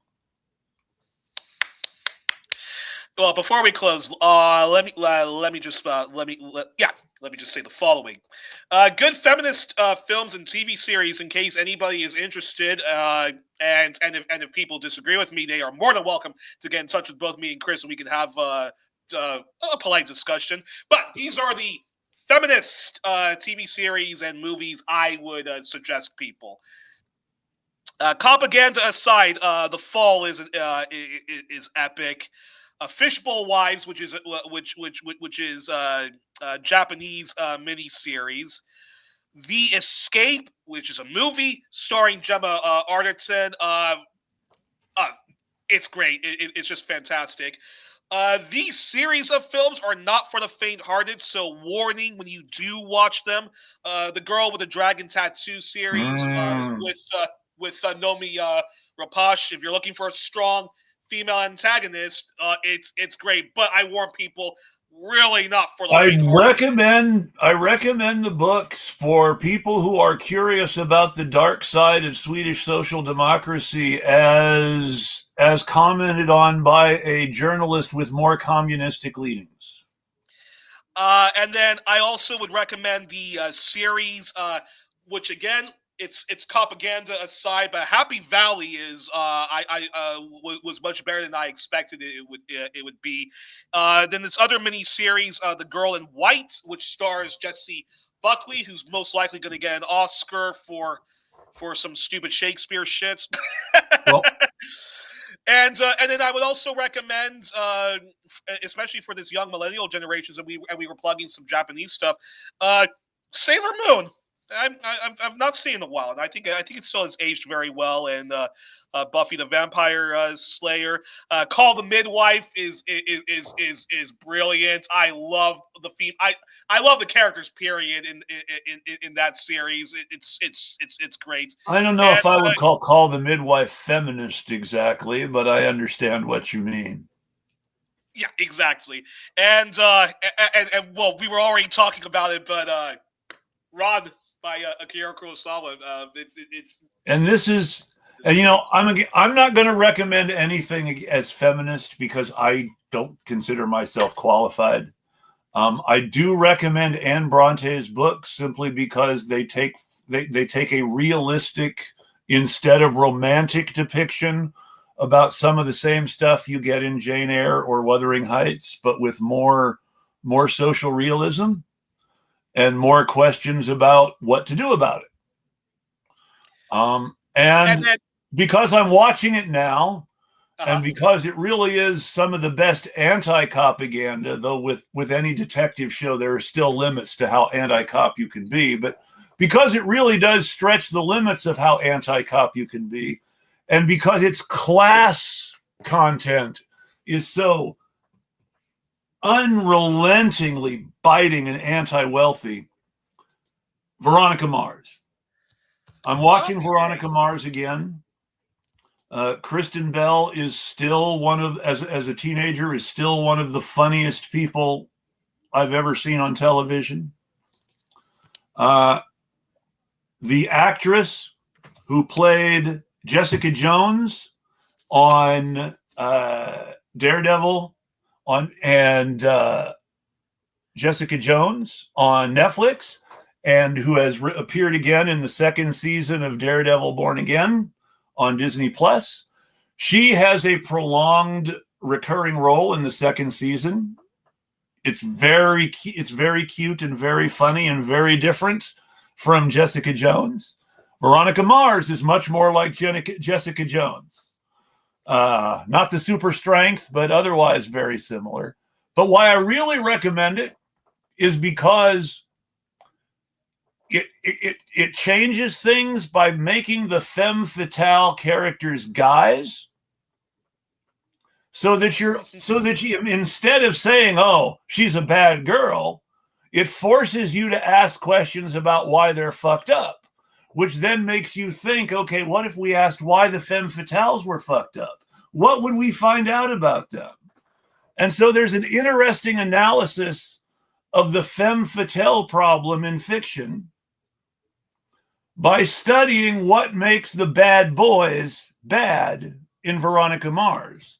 And it makes you ask yourself, why are the bad girls so bad? Why is there a crazy woman in the attic? If Mr. Rochester is really a good guy, why is there a crazy woman in the attic? Interesting. And that's sort of, there's a blind spot towards femme fatales because they're women, because women are marginalized, because women are story devices. Male characters are automatically treated differently, and when male characters are cast in that femme fatale role and more depth is put into it, you then appreciate what's not being asked in these stories. Men especially write about women, or that even some women write about women. Again, why is there a crazy woman in the attic? Well, while I can understand why Roman Polanski wanted Chinatown, spoiler alert, to have a bleak ending, I just could never ever get over the fact that the femme fatale, the Faye Dunaway character, she goes down and she's not a femme fatale at all. She's a totally innocent victim. You got to give Roman Polanski credit for breaking apart the femme fatale cliches in that movie. Sure. She's absolutely victimized by her father, and he's the bad guy. And there's nothing that Jake can ever do about it. Yeah, awfully bleak movie. Hate that movie, and I say this as a guy, despite knowing Roman Polanski. There was always supposed to be a sequel. There was always supposed to be a sequel, and they didn't make the two Jakes until many, many years later. The original plan was that the guy who wrote the screenplay would have wanted to see the two Jakes made almost immediately after in a perfect world. But he was very bitter at Roman's insisting that Chinatown ends the very bleak, depressing way. Yes, he was. He always intended for the two Jakes to be the rest of the story, but it wasn't finally made for so many years that you really can't immediately get the connections unless you actually saw the first movie. Exactly. Well, before we go, I'll just say the following. So again, my feminist films and whatnot that I think or TV series that people should check out.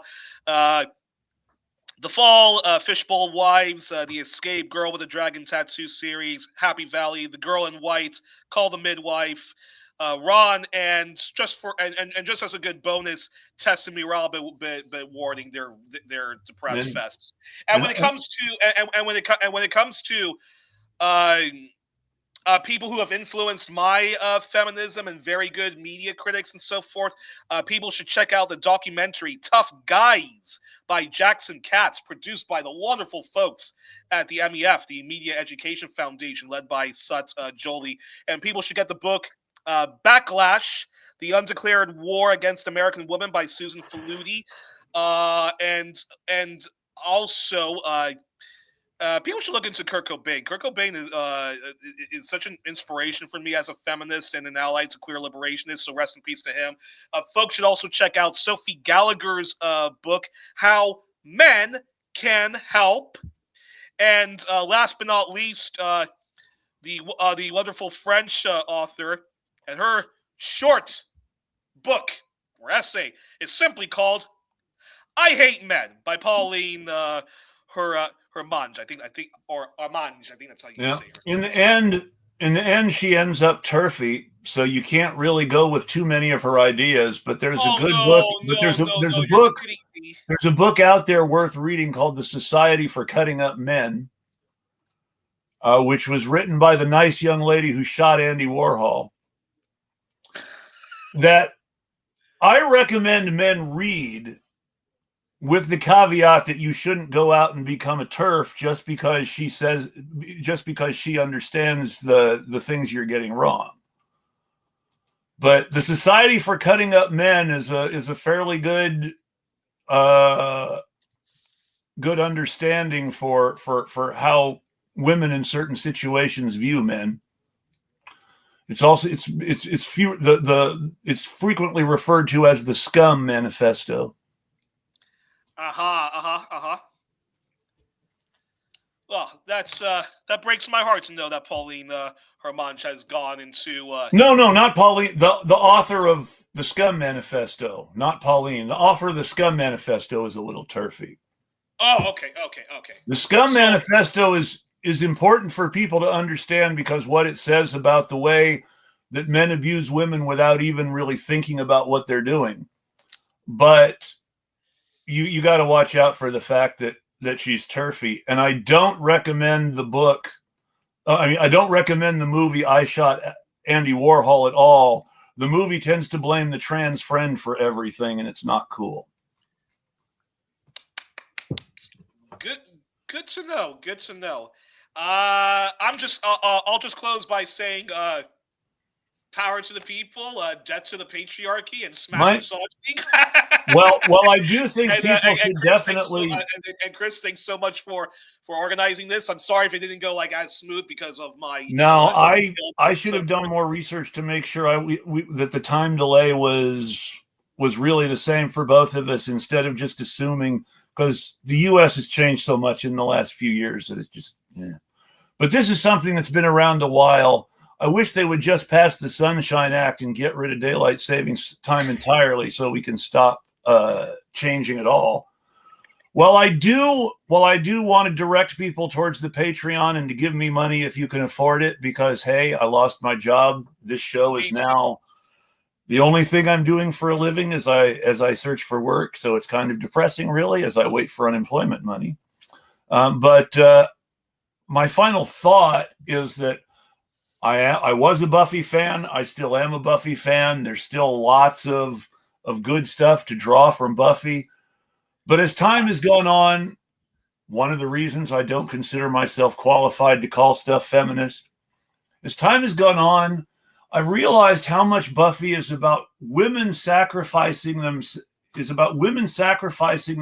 for the community without demanding an equal sacrifice for the community from men. Interesting. And that many of the seemingly liberatory tough girl qualities of Buffy the Vampire Slayer are just another anti-feminist story about women cleaning up men's messes. Interesting. Okay. And it's been a lot of the way I think about Buffy and the way that I look about some things, even related to Veronica Mars, which I generally think of as better than Buffy, that I don't want to judge anything as feminist, because things that seem very feminist at the time can be regressive in ways that aren't immediately obvious. Even Veronica Mars is way interested in her love life and centering men for someone who should be an independent feminist. Though I do like spoilers, sort of spoilers. I do like, for anyone who hasn't seen the 4th season, I apologize. I do like that the woman who goes in a refrigerator at the end of Veronica Mars is a man. So so a man is treated as a story element, the way female characters are treated as story elements for male characters. And it's an important thing. And the degree to which the male characters in Veronica Mars are either damsels or femme fatales is worth watching, whether it's really feminist or not. Because it does make you think about both the damsel phenomenon and the femme fatale phenomenon in American cinema. Yeah, my notable damsels in in distress. Of course, we all got our puberty early when we saw Princess Leia as the sex slave of Jabba the Hutt, and the way Princess Leia kills Jabba looks way too much like autoerotic asphyxiation, and it's a childhood trauma of mine I've never been able to have gone over. But there is a very interesting symbolism, though. When it comes to great feminism, the Catwoman in the animated Batman series is the best Catwoman you will ever see. Oh, fuck Tim Burton's adaptation with Michelle Pfeiffer. It's an insult to Catwoman. She's not feminist. What's funny is that the Catwoman in Batman the Animated Series is basically the Michelle Pfeiffer Catwoman, but much better done. Yeah. Well, but the Michelle Pfeiffer woman, the Michelle Pfeiffer version is not good because she is like a tortured. Yeah, someone who's struggling with mental health. But thing to remember, Catwoman. I can describe it without denigrating her. Catwoman is a great reminder of why women are the ones who need sexual liberation, because Selena Kyle did not just become independent and fulfilled. She went through a lot of shit. Yeah. And whatever liberation she has acquired comes after a lot of victimization and surviving a lot of crap. Yeah. But the animated Batman is the animated Batman Catwoman is it's definitely where it's at. Happy that Princess Leia gets free from Jabba the Hutt, but it's so disturbing how they did all of that, and it really does. While it gets a little treacly and preachy at times, I would say if I could recommend one thing a little more recent to people than Veronica Mars, it would be the Supergirl TV series, for the simple reason that it's a Superman story, but it's a Superman story about Supergirl. And it's about why in this universe, Supergirl is really the Superman. And it's interesting. Oh, and I have to give this shout outs before we remind people the next show we're doing. I want to give a shout out to Faith Evans. Why do I want to give a shout out to Faith Evans? Number one, I love her music. Number two, Tupac. Regardless, I do agree with John Potash's investigation as to who killed Tupac and why. But that being said, him doing that disgusting song, Hit 'Em Up, was unforgivable, and the way he treated Faith Evans was unforgivable, and I got her autobiography, and apparently she says that Tupac propositions himself to her, she declined, and then he later goes and does that stupid, disgusting song. Biggie, who cheated on Faith Evans with multiple partners, even though she never cheated on him with Tupac, still felt the need, as they were separating and so forth, to de facto slut shame her in the Junior Mafia music video Get Money, where she is depicted by a woman he's having an affair with, Charlie Baltimore. Faith Evans is played by her as a gold digger. And to this day, she doesn't have a negative thing to say about either of those awful men. And it's remarkable. It's too remarkable, and she's my heroine. And in the world of where people and I also just want to say, but, if she had spoken up for herself, it would have been worse. She had to be the dignified woman who. She didn't have a choice. We can talk about our admiration for her all we want, but did she have a choice, or was that the only way she could socially respond and come away a winner? Very good point. Very, very good point. And on that note, I also want to say, Kim Mathers, wherever you are, I hope you're doing well. And I apologize a million times. Fuck Eminem, and I'm sorry I was ever a fan of him. All artists are problematic because being problematic is the human condition, and artists are human. Yeah. The thing, if we want to be better people, we need to focus less on whether other people are problematic and more on being less problematic ourselves, though it's absolutely important to call celebrities out for the crap they do. I'm not trying to say that it's not. I will never forgive Neil Gaiman for a whole lot of things.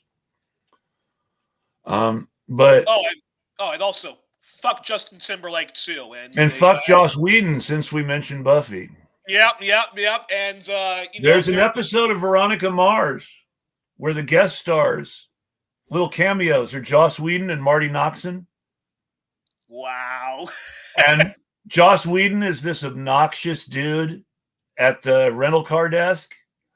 And Marty Noxon is this smarter and nicer girl who helps them out. And Veronica gets Marty Noxon to help them out by saying, it's really horrible having to take all his crap and letting him take all the credit, isn't it? But hey, here's an interesting conundrum. Okay, look, we actually don't have to talk about this because we are wrapping. Yes. Because we are wrapping up. But I mentioned fuck Eminem, fuck Justin Timberlake, and fuck the ghosts of both Tupac and Biggie. Tupac, it breaks my heart. Like, how can you be the guy who did Brenda's Got a Baby and Keep Your Head Up, and your career all ends with what did I just say? Being problematic is the human condition. And when it comes to the men-women stuff, it is even harder, because it is even worse, because men are socialized to act in a specific set of ways, and they believe they are doing the right thing by acting this way. And they're not. They're doing exactly the wrong thing because our culture is toxic. And when we talk about rape culture, so many people want to mock the words and pretend it's not a problem, but that's the whole thing. You just look at the way culture treats women, and of course that's a problem. We don't have any sort of anti-rape culture. Culture is rape culture. That's a big part of the problem. Men are taught to feel entitled to women.